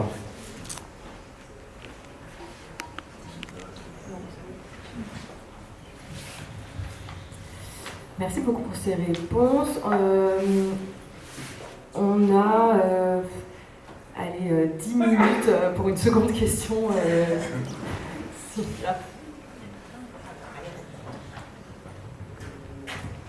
Bonjour, moi c'est Julien, je suis Scorpion ascendant Sagittaire. Merci beaucoup pour toutes ces interventions et c'est hyper enrichissant de voir toutes les actions qui sont mises en place sur le terrain.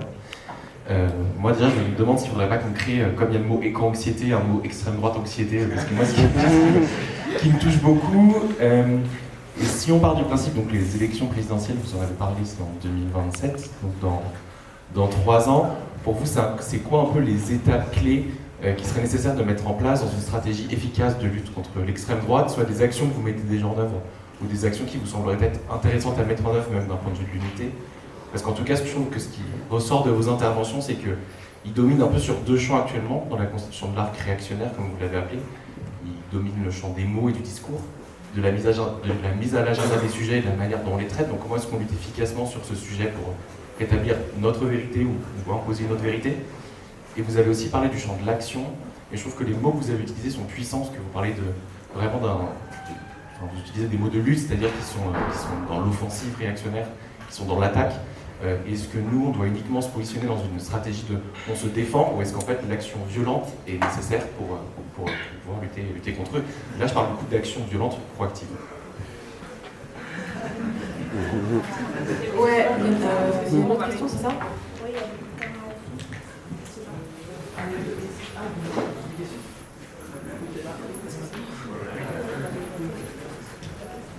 Oui, du coup, moi ma question c'était la loi Darmanin, on l'a dénoncée comme étant une loi qui participait à une fascisation de la société, mais c'est aussi une loi raciste. Et donc le slogan qu'il y a eu au début c'était Transwing-Pédale contre l'État racial. Et moi ma question c'est que le racisme c'est pas quelque chose qui est propre à l'extrême droite. Justement l'État racial c'est pour caractériser en fait, quelque chose qu'il y a sur le capitalisme. Les sociétés capitalistes elles sont fondées sur le racisme. Et du coup, ça fait que cette loi, on peut à la fois l'analyser comme un renforcement de quelque chose de déjà existant, c'est-à-dire l'État racial, et en même temps comme quelque chose qui participe d'une fascisation qui est en cours. Et du coup, moi, je me demandais en fait comment on articule ces 2 grilles de lecture qui, d'une certaine manière, elles peuvent être un petit peu concurrentes ou pas en fait. Mais voilà, je voulais vous demander un peu comment vous, notamment en termes de stratégie, en fait, on peut un peu lutter sur ces 2 fronts qui me semblent quand même un tout petit peu différents, quoi. Enfin, en tout cas, à distinguer. Bon, ce qui est pas mal, c'est que ces questions-là, quand même, elles synthétisent aussi un petit peu la question de conclusion. Donc peut-être, on va faire un peu il y aura quand même des questions de conclusion, mais donc il y aura des choses que vous pourrez dire dans les dernières questions. On va essayer de répondre un peu rapidement, du coup, en synthétisant.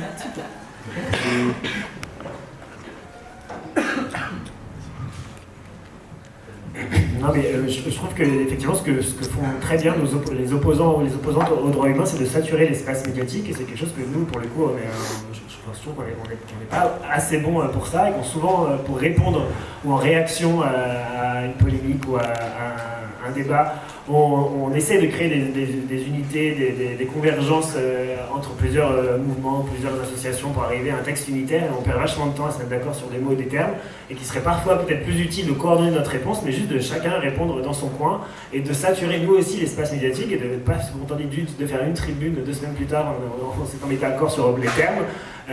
Parfois ça peut être nécessaire, mais je pense que saturer l'espace médiatique, c'est vraiment quelque chose que quand on analyse la rhétorique anti-genre, anti-droit, vraiment transphobe, c'est quelque chose qu'ils font très bien, c'est qu'il y a des tribunes transphobes tous les 4 jours quelque part dans les médias, et à l'inverse, les tribunes pour protéger, soutenir et défendre les droits humains des personnes trans, il n'y en a pas si souvent. Et donc je pense que cette question pour combattre la rhétorique anti-genre, anti-trans et anti-droit, elle peut s'appliquer de manière générale à la lutte contre l'extrême droite, ou en tout cas pour la promotion des droits humains. Et effectivement, ce que vous avez dit était aussi très juste, c'est que à Amnesty, on essaie de s'empêcher de parler d'extrême droite, parce que justement, en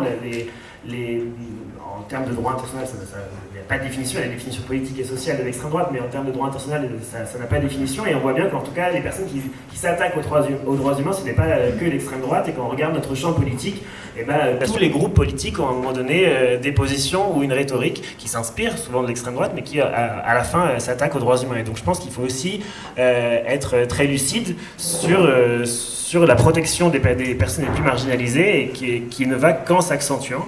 Et donc je pense que vraiment la question de l'espace médiatique, ça peut être une réponse en tout cas à certains mouvements anti-droit qui gagnent en force aujourd'hui. Oui, c'était juste pour rebondir par rapport à ma première intervention, notamment sur le contexte. Daniel, tu es beaucoup revenu sur ce que nous, on appellerait peut-être la radicalisation du champ politique de façon générale. Et ça, on partage la même chose. Et j'ai pas insisté beaucoup dessus, parce que c'est vrai qu'en 5 minutes, c'était un peu chaud, mais c'est très bien du coup que tu rebondi là-dessus et réinsisté. C'est certain que, justement, dans ces périodes de crise politique et économique, il y a une radicalisation du champ politique et médiatique de façon générale. Et que les gens qui se considéraient comme étant de droite, ou même de centre-droit, voire même de gauche, se radicalisent aussi. Déjà parce que généralement, c'est un peu des coquilles vides en termes idéologiques. Et aussi parce que tout simplement, ils ont un intérêt dans la période à préserver leurs intérêts directs et donc à se lier à la seule force qui apparaît comme pouvant maintenir ce système économique et social en place. Et du coup, nous, par contre, c'est vrai que d'un point de vue stratégique, on décide de s'attaquer principalement à l'extrême droite. Ça ne nous empêche pas de, derrière, lutter aussi contre la loi immigration qui pour nous est une loi d'extrême droite, en fait. Alors, certes amenée par la droite, mais d'extrême droite, et de lier ça à des luttes actuelles sur la question des retraites aussi, contre le gouvernement en place, etc. Mais d'axer principalement sur l'extrême droite pour une simple et bonne raison, c'est que pour nous, c'est le vecteur idéologique principal. Le vecteur idéologique principal est l'extrême droite. On s'attaque au cœur du camp de la réaction en s'attaquant à l'extrême droite. Et si on arrive à mettre des bâtons dans les roues à l'extrême droite et de les isoler politiquement, alors ça aura une répercussion sur l'ensemble du champ politique et médiatique. Ça, évidemment, on n'a pas de recette parfaite. N'empêche qu'on pense aujourd'hui que ce champ politique et médiatique qui est en train de se radicaliser est en partie déconnecté des masses, et ça aussi Daniel, tu l'as dit, et en partie déconnecté principalement de sa jeunesse, et qu'il y a de l'espoir aussi à trouver là-dedans. Et après, je me souviens plus exactement des questions, mais il y avait notamment sur la question de l'autodéfense, l'autodéfense offensive ou juste strictement défensive. Nous, on a une conception de l'autodéfense avec la jeune garde. On pense qu'à certains moments, il faut aussi aller à l'offensive. C'est-à-dire qu'empêcher un meeting fasciste, ça a des vertus. Après, tout est une histoire tactique et de contexte politique, mais ça peut avoir des vertus. Empêcher qu'un local fasciste puisse exister dans une ville, ça peut avoir des vertus. Et pour ça, il y a 1000 façons de lutter, et notamment une façon de lutter, ça peut être aussi d'y aller à l'offensive. Je ne vais pas donner tous les détails ici, pour des raisons de sécurité, mais il y a 1000 façons, évidemment, de se défendre aussi. Non, je vais juste rebondir sur ce que tu disais, Raphaël, puisque nous, en fait, à la MIF, ce qu'on a tendance à faire, c'est d'essayer d'étudier un peu les risques pour les personnes qu'on emmène avec nous. Donc c'est vrai qu'en règle générale, on essaie d'éviter de faire des manifestations qui sont interdites parce qu'on a des personnes sans papier dans le collectif. Après, honnêtement, en règle générale, ce qu'on espère comme objectif pour la suite, c'est que l'extrême droite, à défaut de disparaître, s'ils pouvaient au moins avoir peur de parler, ce serait déjà pas mal. Voilà, nous, on est vraiment sur cet objectif-là. On ne pense pas qu'on pourra les convaincre. Il y a des gens qu'on pourra faire changer d'avis. Les fachos convaincus, très honnêtement, je vois pas comment. Donc si, à défaut de changer d'avis, ils pouvaient au moins fermer leur gueule, ce serait, voilà. Donc du coup, même si c'est pas quelque chose qu'on pratique, nous on n'est pas trop dans l'action violente parce que les risques sont pas les mêmes pour toutes les personnes de notre collectif. Par contre, c'est vrai qu'en général, on soutient plutôt ce type d'action. On pense que tout est complémentaire, en fait. Je pense que ce que vous faites, c'est complémentaire avec toutes les actions qui peuvent être faites à un niveau plus politique, au niveau de l'Assemblée nationale, etc. Je pense que tout ça est complémentaire. Et donc, du coup, pour répondre à ta question, je pense qu'il faudra de l'action violente. Je pense que ça ne va pas se faire comme ça. Je ne crois pas à la magie des urnes, parce que je pense qu'il faudra vraiment faire tout un travail de fond auprès des gens de manière générale pour que après les choses puissent changer à un niveau plus politique. Donc, je pense que c'est bien si on est un peu tous ensemble, avec des modes d'action différents. Je pense que tout peut être utile. Voilà.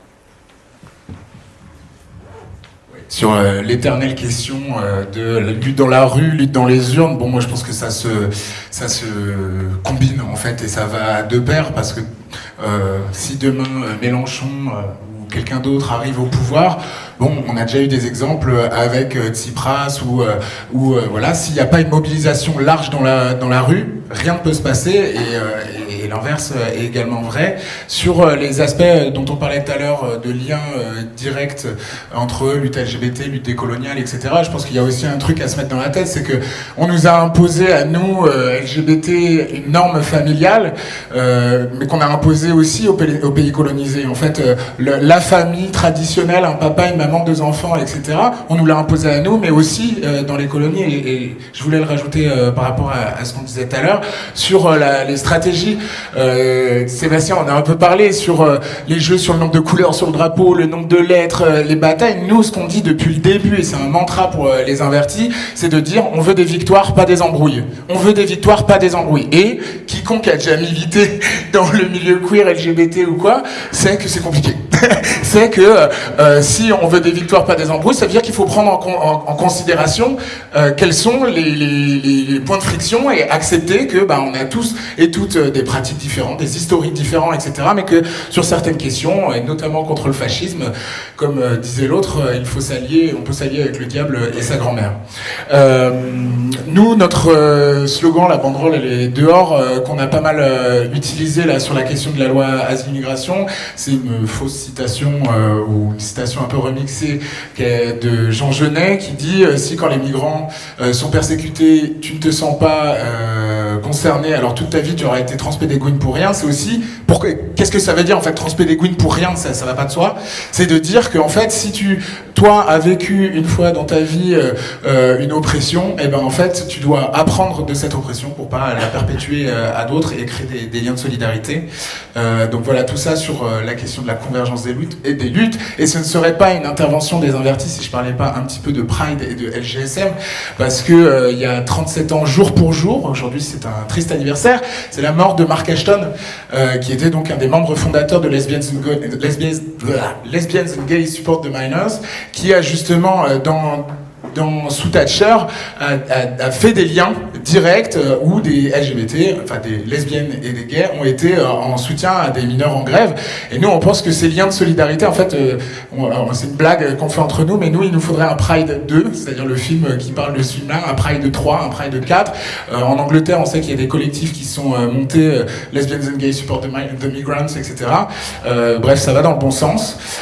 Et à l'inverse, moi je reviens à ta toute première intervention, Raphaël, sur la question de l'antifascisme, et de dire que tout le monde devrait être antifasciste, c'est pas seulement les antifascistes qui doivent l'être. Et je pense qu'inversement, les groupes antifascistes doivent aussi, et c'est un petit peu ce qui se passe de plus en plus et tout, mais on doit les interpeller, c'est de ressembler aux premières victimes du fascisme. C'est pas possible que le milieu antifasciste soit viriliste, blanc, qu'il n'y ait pas de personnes LGBT, etc.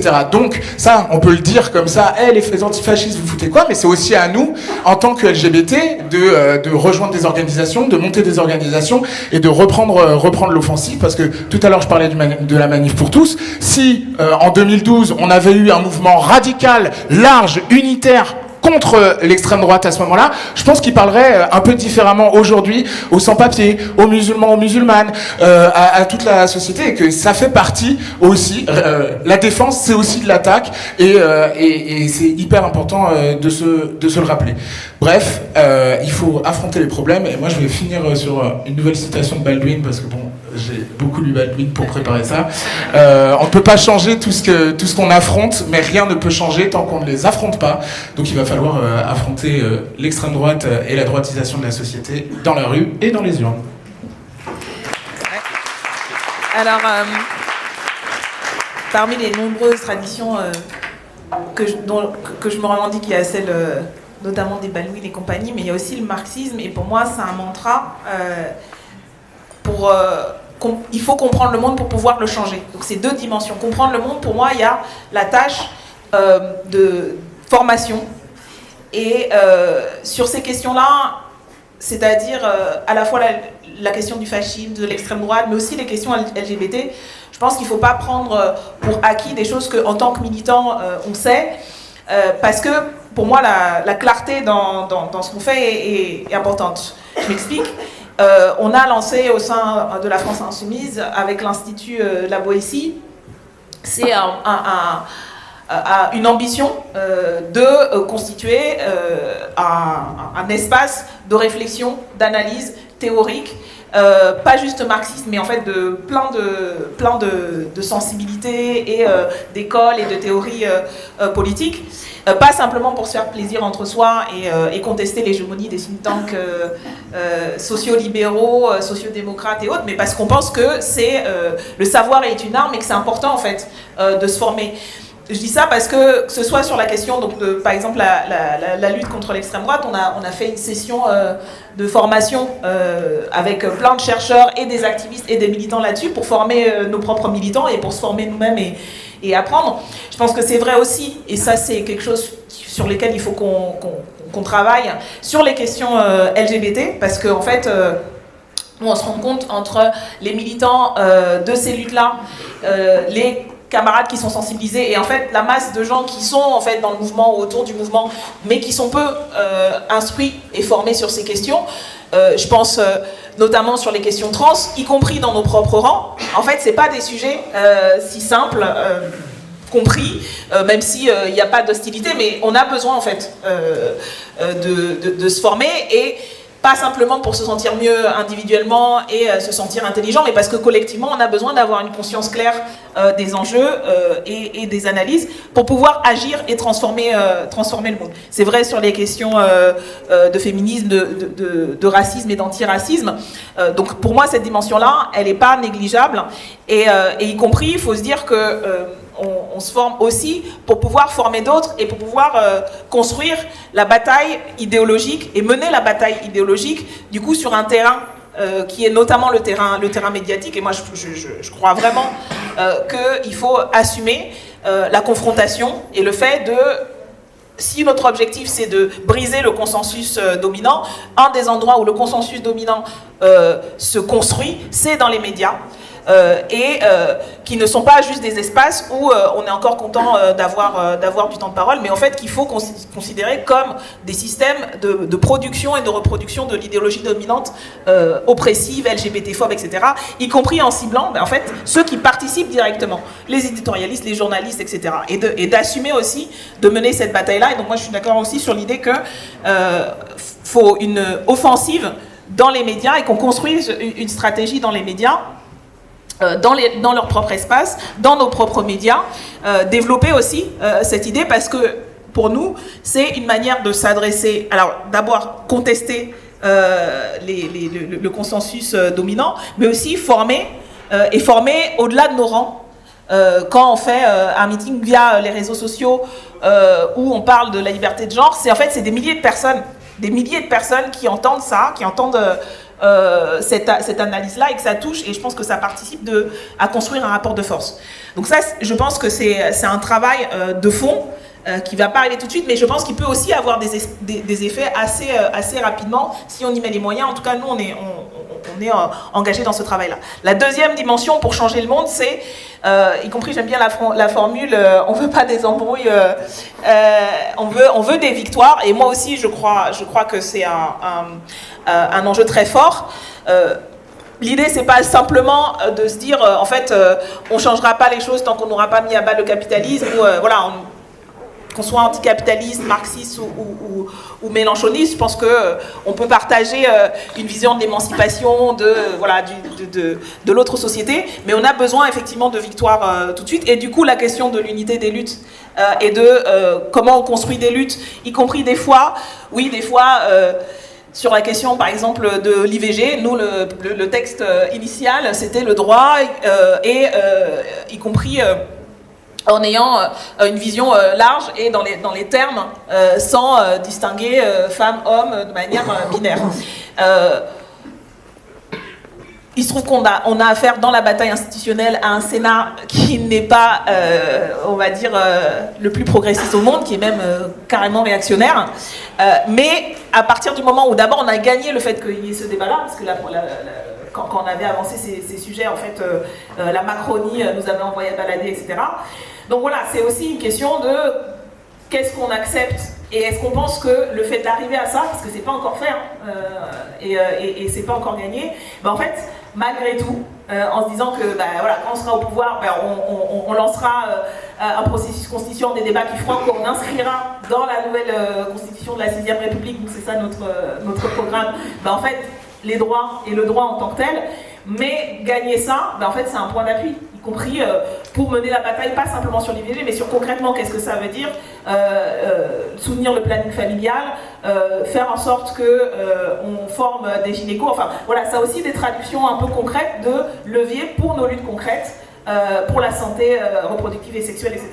Donc moi je pense que c'est le genre de bataille, ça c'est d'un point de vue institutionnel, mais je pense qu'il y a plein de luttes sur lesquelles il y a un enjeu à construire une unité, et des fois c'est pas sur les revendications, on va dire, les plus détaillées, les plus avancées, mais à un moment donné l'objectif pour moi c'est de rassembler plus largement sur des points concrets, et si on peut obtenir des victoires, je pense que il faut mener cette bataille-là, peut-être pas en se prenant toujours la tête, parce que dans des milieux, on va dire, radicaux, voilà, des fois c'est à la virgule près, mais se rappeler que l'objectif c'est effectivement gagner des victoires concrètes, et je crois que, pour finir sur ce qui était dit sur d'ici à 2027, même si pour moi je suis pas, je crois pas que l'objectif électoral suffise, mais c'est des moments en fait c'est des moments aussi d'expression, à un moment donné, de nos avancées en termes de rapport de force idéologique. En fait, on ne peut pas se satisfaire à la fois qu'il y ait des millions des nôtres qui participent pas à l'exercice démocratique, et que, en fait, à chaque élection, ce soit la droite et l'extrême droite qui avancent, parce que, d'abord, je pense que ce n'est pas le reflet de la société réelle, des intérêts objectifs et des progrès qui existent dans la société. Et puis parce que, malgré tout, ça leur donne le pouvoir de briser des vies quand ils sont au pouvoir, de mettre les politiques... Enfin, ça a un impact concret, en fait. Qui est au pouvoir et quel pouvoir ils ont pour détruire, briser, faire reculer nos droits. Donc c'est pas pour moi un enjeu secondaire, même si c'est pas suffisant, et j'insiste vraiment sur la partie de le rapport de force idéologique, les batailles concrètes. Ça, c'est le mouvement local, de masse, national, ça c'est l'unité. Mais les rendez-vous électoraux, je pense, comptent, et il faut le prendre au sérieux, pas juste 2027, mais à chaque échéance. Il va y avoir des européennes, il va y avoir des municipales, et je pense qu'il faut en faire à chaque fois des enjeux. Et pour moi, un des enjeux notamment, c'est de dire que, et c'est la campagne que nous on est en train de mener, on a lancé une série d'affiches et de slogans, et l'idée c'est qu'ils soient repris et que justement chacun puisse le mettre à sa sauce. J'allais dire, les LGBTQI plus phobes, ils vont voter. Ils vont voter parce que ils savent que s'ils votent pour Marine Le Pen et la droite ou l'extrême droite, ce seront des gens qui iront en fight sur ces questions-là. Quand on regarde par exemple ce qui se passe aux États-Unis, en fait, la droite et l'extrême droite, notamment au niveau du parti républicain, c'est les gens qui sont les plus mobilisés et qui mobilisent le plus leur base, parce qu'ils savent qu'ensuite ça va se traduire concrètement par ce qu'ils ont fait par exemple sur l'IVG, par le fait d'interdire des bouquins, etc. Donc voilà, l'idée c'est déjà de mobiliser les nôtres pour aller à ces rendez-vous. Pas que, bien sûr il y a les luttes, mais voilà, les LGBTQI plus phobes vont aller voter. Les gens de la Manif pour tous, ils vont aller voter. Et donc, voilà, ne nous laissons pas déjà, avant même que la bataille électorale ait commencé, accepter l'idée qu'en fait, voilà, on s'en fout et on les laisse s'occuper de nous, et on sait comment, de quelle manière ils vont s'en occuper. Donc, du coup, voilà, pour moi, avant 2027, même avant les élections de juin, l'enjeu, c'est que les nôtres y aillent, vérifier qu'on est inscrit, vérifier que les potes, les amis, les familles, les proches sont inscrits. Et déjà, si on arrive à... Ça se joue, compris sur les européennes, à rien, quoi, à 2-3%, bah, je pense qu'on commence un travail qui ensuite se traduit sur demander des comptes aux gens pour qui on va voter, aller regarder les programmes et construire aussi un rapport de force par rapport aux gens qui proposent d'être élus, aux candidats, aux programmes, etc. Et je pense que c'est aussi comme ça qu'on radicalise et on donne de la force aux revendications sociales, communautaires qu'on peut avoir pour qu'elles se traduisent en politique réelle et qu'on construise un rapport de force avec les gens qui ensuite nous représentent ou sont des représentants pour que, bah, en fait, ils suivent ce pourquoi les gens se sont mobilisés, et donc qu'on contrôle aussi les élus et le processus électoral jusqu'au bout, pas juste en allant voter, mais en construisant un rapport de force avec les institutions. Merci beaucoup. Alors très rapidement, une dernière question qu'on avait, avec une réponse vraiment en 3 mots. On a fait un peu un état des lieux, on a parlé de convergence des luttes. Heureusement, maintenant qu'on est bien déprimé, on a la fête qui commence dans 10 minutes, mais malheureusement elle s'arrête à 22h. Donc comment on fait après ça pour garder espoir face à un monde réactionnaire? 3 mots.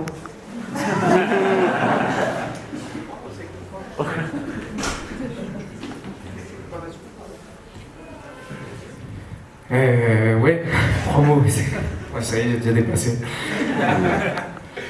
Non, mais nous, c'est ce qu'on disait, c'est qu'aujourd'hui, on pense sincèrement qu'il y a une déconnexion entre le champ politique et médiatique et le reste de la société, et notamment sa jeunesse. On a un exemple en tête qui pour nous a été marquant, c'est Gérald Darmanin. Vous savez, il y a une séquence, alors des séquences islamophobes, il y en a à l'appel, mais notamment ils sont tellement enflammés sur cette question, et je pense que sincèrement ils étaient persuadés que la société était aussi raciste que ce monde justement politique et médiatique. Et Gérald Darmanin, à l'aise dans ses bottes islamophobes, se dit allez hop, on va s'attaquer à Karim Benzema. Mais il y va plein fer quoi. Karim Benzema, c'est un frère musulman. Bon, on sait pas, il n'y a aucune preuve, on sait pas d'où il sort ça n'a aucun sens. Pierre Mastakos aussi, là, qui s'est fait visé par la police, parce qu'il manquait, vous savez, bref, vous savez un peu l'histoire. Tout ça pour dire que la jeunesse, vraiment, on en a ri de ça. On a tourné à la dérision, etc. Et ça a été un des marqueurs qui nous montre que, encore une fois, il y a une déconnexion entre ce champ politique et médiatique et le reste de la société, et principalement de sa jeunesse. Nous, notre jeunesse n'est pas profondément raciste. Oui, elle a pleinement conscience des enjeux qui l'attendent et qu'aujourd'hui, on pense qu'on peut réussir à les vaincre. Je vais une nouvelle fois ressortir l'exemple de Lyon parce que pour nous, ça a été assez central. On y est allé par étapes. Vous allez me dire, dans la période, fermer un local d'extrême droite, ouais, mais si c'est pour que le soir, quand on allume la télé, on tombe sur CNews et puis que Darmanin nous pond une loi raciste, à quoi ça sert? Ouais, mais si ça sert. On pense en tant que militants et militantes de terrain une nouvelle fois que les victoires sont essentielles pour structurer notre camp et convaincre que c'est possible de lutter et de les faire reculer. À Lyon, ça a été quelque chose de fort et aujourd'hui on a réussi dans tout un tas d'organisations, associations, syndicats à redonner la confiance de dire oui c'est possible même dans une ville comme Lyon de reprendre du terrain, de leur faire peur, d'empêcher des événements, d'empêcher le fait qu'ils recrutent à nouveau, de diminuer leurs effectifs et d'empêcher le nombre d'attaques. Encore une fois, on a encore beaucoup de boulot, de pain sur la planche, mais aujourd'hui on pense qu'il est possible de les faire reculer si on pense stratégie et si surtout on n'oublie pas qu'il y a une déconnexion entre toutes les horreurs qu'on entend qui nous viennent de justement ces classes dirigeantes et de leurs outils, notamment médiatiques, avec la réalité du terrain. Et on a pleinement confiance en notre camp et notamment sa jeunesse. On pense que ça va être central dans ce qui va advenir dans les années à venir.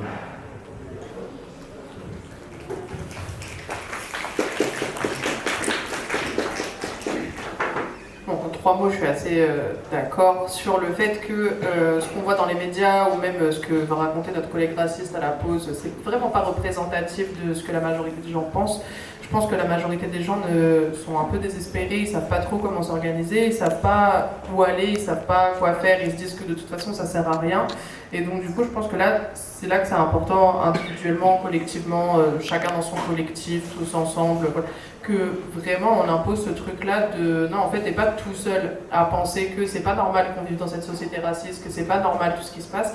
Et vraiment c'est je pense que c'est vraiment pour le coup de notre responsabilité individuelle aussi, même si je suis pas trop pour les responsabilités individuelles. Bref.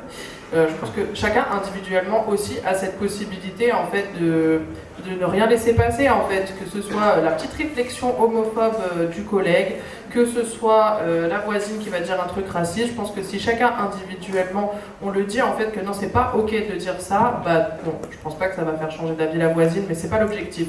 L'objectif c'est que l'autre personne qui pense la même chose que nous, mais qui peut-être ose pas en fait, ou se dit voilà là si je dis que moi je suis pour que les gens aient des papiers, je vais passer pour un dangereux extrémiste, il puisse aussi se sentir à l'aise et se dire qu'il n'est pas tout seul en fait dans cette revendication-là.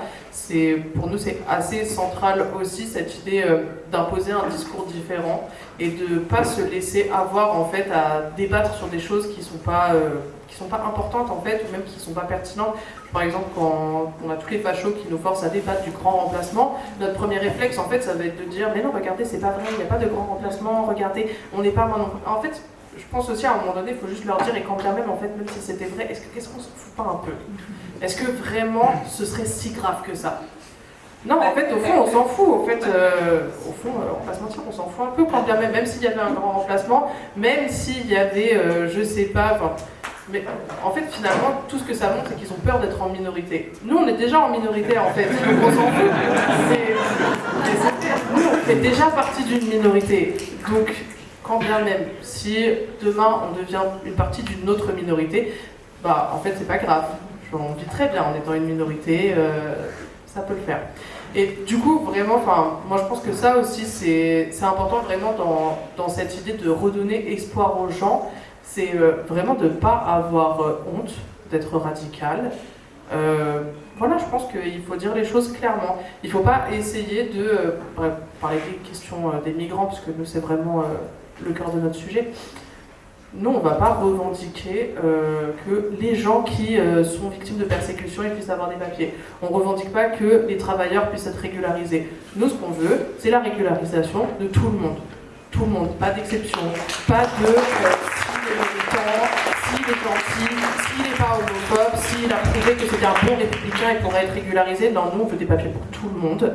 Et on veut que les frontières soient ouvertes pour tout le monde. Parce que, pour nous, finalement, il n'y a absolument aucune situation qui justifie qu'il y ait des gens qui meurent pour venir. Les gens, ils vont venir de toute façon, quoi qu'il arrive, quoi qu'on fasse. On peut fermer les frontières, on peut mettre des Frontex partout en Méditerranée, on peut tirer à balles réelles sur les gens, ils vont quand même venir. Donc, ils sont là, donner des papiers, c'est bon, quoi, au bout d'un moment. Donc voilà, je pense que c'est vraiment... Il ne faut vraiment pas se désespérer sur ces questions-là. Au final, il y a quand même une majorité de gens qui sont plutôt en accord avec ce que nous, on porte, donc il ne faut pas avoir honte de le dire.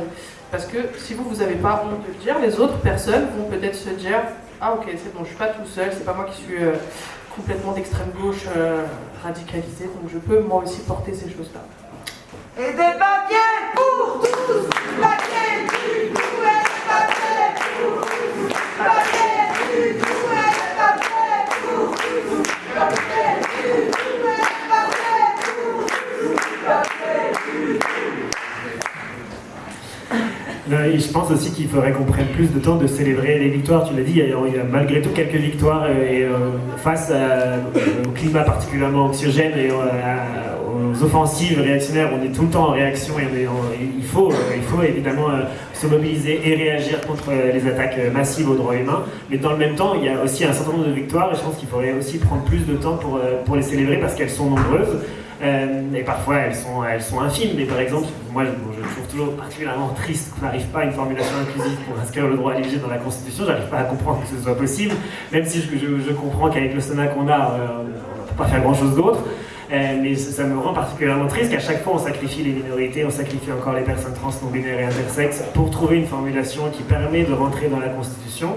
Et vraiment ça me rend particulièrement triste, mais même dans cette tristesse, l'avis du Conseil d'État dit que le mot femme doit être compris comme intégrant aussi les hommes trans, et du coup cette interprétation permet aux hommes trans d'avoir accès à la PMA, parce qu'en fait on a exclu les hommes trans de la PMA en disant qu'ils n'étaient pas considérés comme des femmes. Maintenant le mot femme inclut toutes les minorités de genre selon l'interprétation du gouvernement et du Conseil d'État. On va les écouter, et donc ils viennent d'ouvrir, si c'est un jour, si on arrive à ce vote, on obtient au moins l'intégration de toutes les personnes à la PMA. S'ils veulent réarmer démographiquement la France, permettez aux personnes LGBTI aussi d'avoir des enfants.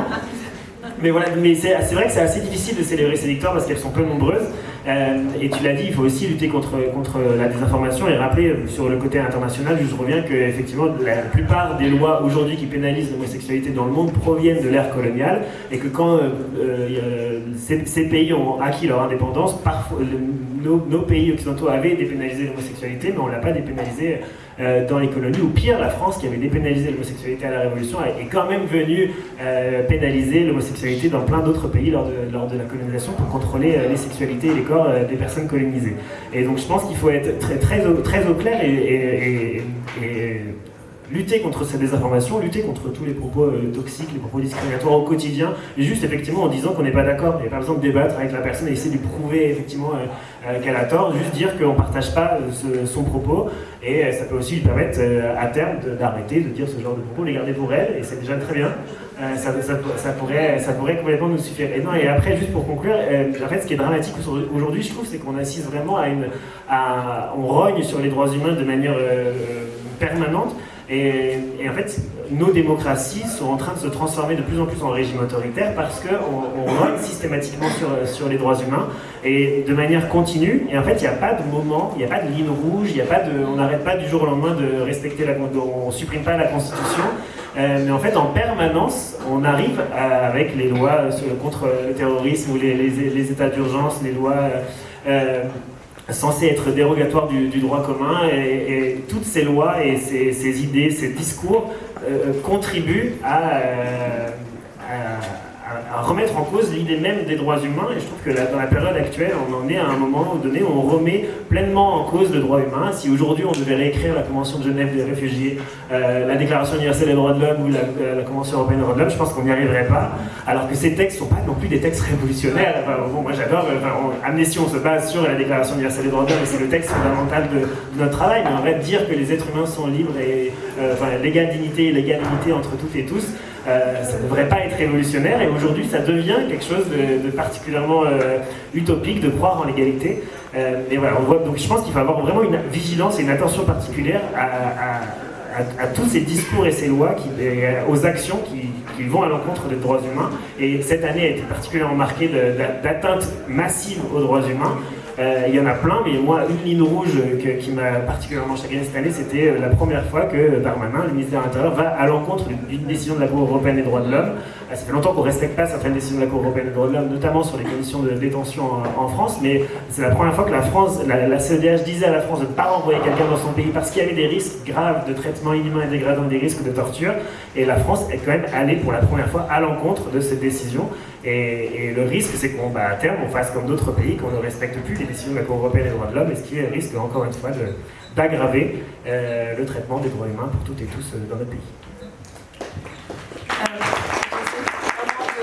Je vais quand même rebondir là-dessus parce que je pense que faut pas se limiter en fait aux outils qu'on a. On a des outils, on a des points d'appui. Donc la première chose de se rappeler, c'est qu'on n'est pas désarmé pour le coup, on n'est pas démunis, au contraire, et on redécouvre, en tout cas moi, c'est vrai que avant d'être à la commission des lois, d'être élu et de travailler sur les questions de droits fondamentaux, de liberté, c'était pas, on va dire, une sensibilité forte que j'avais précisément, parce que d'abord je connaissais pas tant que ça.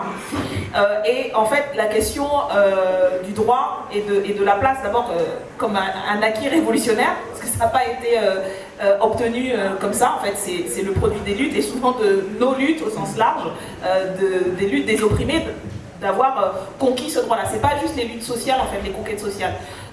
Les conquêtes démocratiques, c'est le droit, notamment, la justice, et donc c'est un rapport de force et qu'il ne faut pas le sous-estimer. Je dis ça parce que à la fois à une petite échelle, je vais prendre mon aspect personnel, mais le fait d'utiliser la justice et l'action en justice, je pense que c'est quelque chose qui s'est beaucoup développé, par exemple, pour le soutien aux personnes exilées, et le fait de créer une jurisprudence aussi, même si elle n'est pas respectée, etc. C'est vrai dans ce cas-là, ça a été vrai, moi, sur le fait de décider d'agir en justice contre l'extrême droite, contre Valeurs Actuelles, CNews, etc. Et pour Valeurs Actuelles, on a gagné définitivement. Pour CNews et Zemmour, c'est une première victoire. Je dis ça je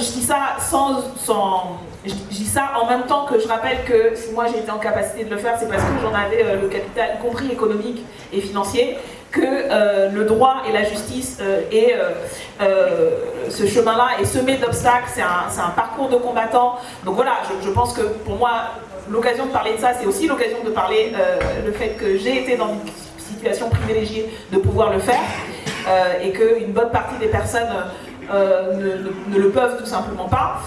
Pour autant, je pense que c'est un point d'appui aussi, en fait. Et le fait de dire, y compris dans notre culture militante, de gauche radicale, etc. Ne pas sous-estimer ces outils-là. Et c'est aussi des batailles sur le fait d'améliorer l'accès à la justice, d'améliorer les recours collectifs, etc. Et que ça crée de la jurisprudence. Et en fait, c'est comme ça qu'on crée aussi et qu'on renforce les droits fondamentaux en faisant vivre et en se disant que c'est pas quelque chose qui est, qui est un peu l'institution par en haut, un truc un peu abstrait. En fait, non, ça peut devenir concret. Et donc, pour moi, c'est l'élargissement de nos modes d'action et que l'action en défense du droit et en utilisant la justice et un des répertoires nouveaux peut-être en France. Je pense que dans d'autres pays c'est beaucoup plus utilisé dans les mouvements sociaux au sens large, mais qu'on peut encore développer, et y compris je pense quand on voit dans le contexte international, par exemple l'action en justice de l'Afrique du Sud au niveau de la Cour internationale de justice, en fait, avec toutes les limites, encore une fois, toutes les critiques sur le droit international, sur l'ONU, on pourra faire des tables rondes à non plus finir là-dessus. Là aussi, dans une situation qui est quand même, en fait, à un niveau de... on parle d'un plausible génocide, quoi. En fait, c'est aussi le signal de dire, en fait, c'est nous qui allons, alors nous au sens large, je m'inclus dans l'action de l'Afrique du Sud, mais c'est un symbole très fort de dire, en fait, c'est nous qui allons défendre les droits humains. De dire face aux États dominants, occidentaux, qui n'ont que ces mots-là à la bouche pour utiliser justement à géométrie variable les droits de l'homme, avec le fond raciste et colonial qu'on connaît, en fait, c'est les peuples anciennement colonisés qu'on dit être voués à l'autoritarisme, aux guerres ethniques, en fait, qui donnent une leçon de défense des droits fondamentaux, d'internationalisme à l'Occident, avec beaucoup de guillemets. Et pareil, c'est pas ça qui a fait qu'il y a un cessez-le-feu, c'est peut-être... Mais là aussi, on a un tournant, et je pense qu'il ne faut pas sous-estimer ce que ça signifie derrière, en fait. Et je finis là-dessus, parce que pour moi, l'espoir, il vient aussi du fait que, en fait, ils sont minoritaires, en vrai. Ils sont minoritaires, les dominants. Et c'est pour ça qu'ils ont besoin de tellement de violence et qu'à bout d'un moment que l'autoritarisme est nécessaire pour eux, pour maintenir leur domination. Je pense que c'est là-dessus. Ça ne veut pas dire qu'en fait tout le monde va être progressiste, etc. C'est pas ça. Ça ne joue pas à gagner la majorité, mais c'est à organiser suffisamment et s'organiser et se mobiliser suffisamment pour emporter la majorité, pour faire que, en fait, on donne espoir, on donne à voir que c'est possible, on convainc que c'est crédible, et que à chaque étape, à chaque moment, à chaque occasion, que ce soit une élection, que ce soit une bataille, en fait, on arrive à traduire le fait que on est majoritaire dans la société, on a intérêt tous et toutes à se battre pour nos droits individuels et collectifs, et malgré tout, je pense que ça fait pas si longtemps qu'on était des millions dans la rue pour défendre la retraite. On n'a pas gagné là-dessus, mais je pense que ça faisait longtemps qu'on n'avait pas eu le sentiment et l'expression de ce nombre, de cette force qu'on représente. Et ça a joué, et je pense que ça a fait aussi, et ça va faire germer beaucoup dans la tête, dans la confiance et la volonté de se retrouver aussi nombreux et nombreuses dans la rue, dans la bataille, et pour la prochaine fois, qu'on gagne. Du coup, pour conclure en 3 mots, sans répéter ce que tu as dit, mais il faut se rappeler aussi de nos victoires, mais rappelez-vous sur la question du féminisme. En fait, de l'affaire DSK à aujourd'hui, il y a quand même eu des révolutions féministes et ils ne parlent plus aux femmes de la même façon. Sur la question antiraciste, à l'époque, on disait « touche pas à mon poste, touche pas à mon pote », pardon, comme un truc extérieur. Aujourd'hui, on voit que les personnes racisées s'auto-organisent, etc. Avant, l'organisation majoritaire à gauche, c'était le PS de Manuel Valls. Bon, aujourd'hui, l'organisation majoritaire à gauche, elle a un peu changé, elle a été clean sur la Palestine, même si nous, on a des désaccords sur qu'est-ce qu'on fait après, etc. Mais bon, il y a quand même, faut bien se rappeler qu'on ne perd pas tout le temps, et c'est pas vrai qu'il n'y a pas eu de victoire depuis le CPE ou je sais pas quoi. Ne serait-ce qu'une partie de la PMA, c'est déjà ça, et on a bataillé, on s'était déjà vu devant l'Assemblée toutes et tous. Donc voilà, il y a des victoires. victoire, il faut pas juste se dire qu'on perd tout le temps. Il y a aussi aujourd'hui des organisations que je vous invite à rejoindre, la nôtre ou d'autres, mais voilà, pour faire face et renverser un peu la vapeur, il faut s'organiser, il faut rentrer dans les syndicats, dans les partis et dans les collectifs. Voilà, et continuer ce type de rencontres, etc. Je vous remercie chaleureusement au nom des Invertis d'avoir accepté ça, parce qu'en fait ça va pas de soi. Et puis je pense que puisque on parlait tout à l'heure de l'Italie et du fascisme, la première loi c'était contre les lesbiennes et la parentalité, l'homoparentalité. La deuxième c'était contre la fête libre. Donc on va continuer par la fête cette journée politique des Invertis. Et merci à toutes et tous. Merci beaucoup. Et il y a une table à dans le petit coin là-bas. Si jamais vous voulez rejoindre le collectif des Invertis, n'hésitez pas à y laisser votre contact. Il y a aussi la table de la MIF. Paris à l'Italie,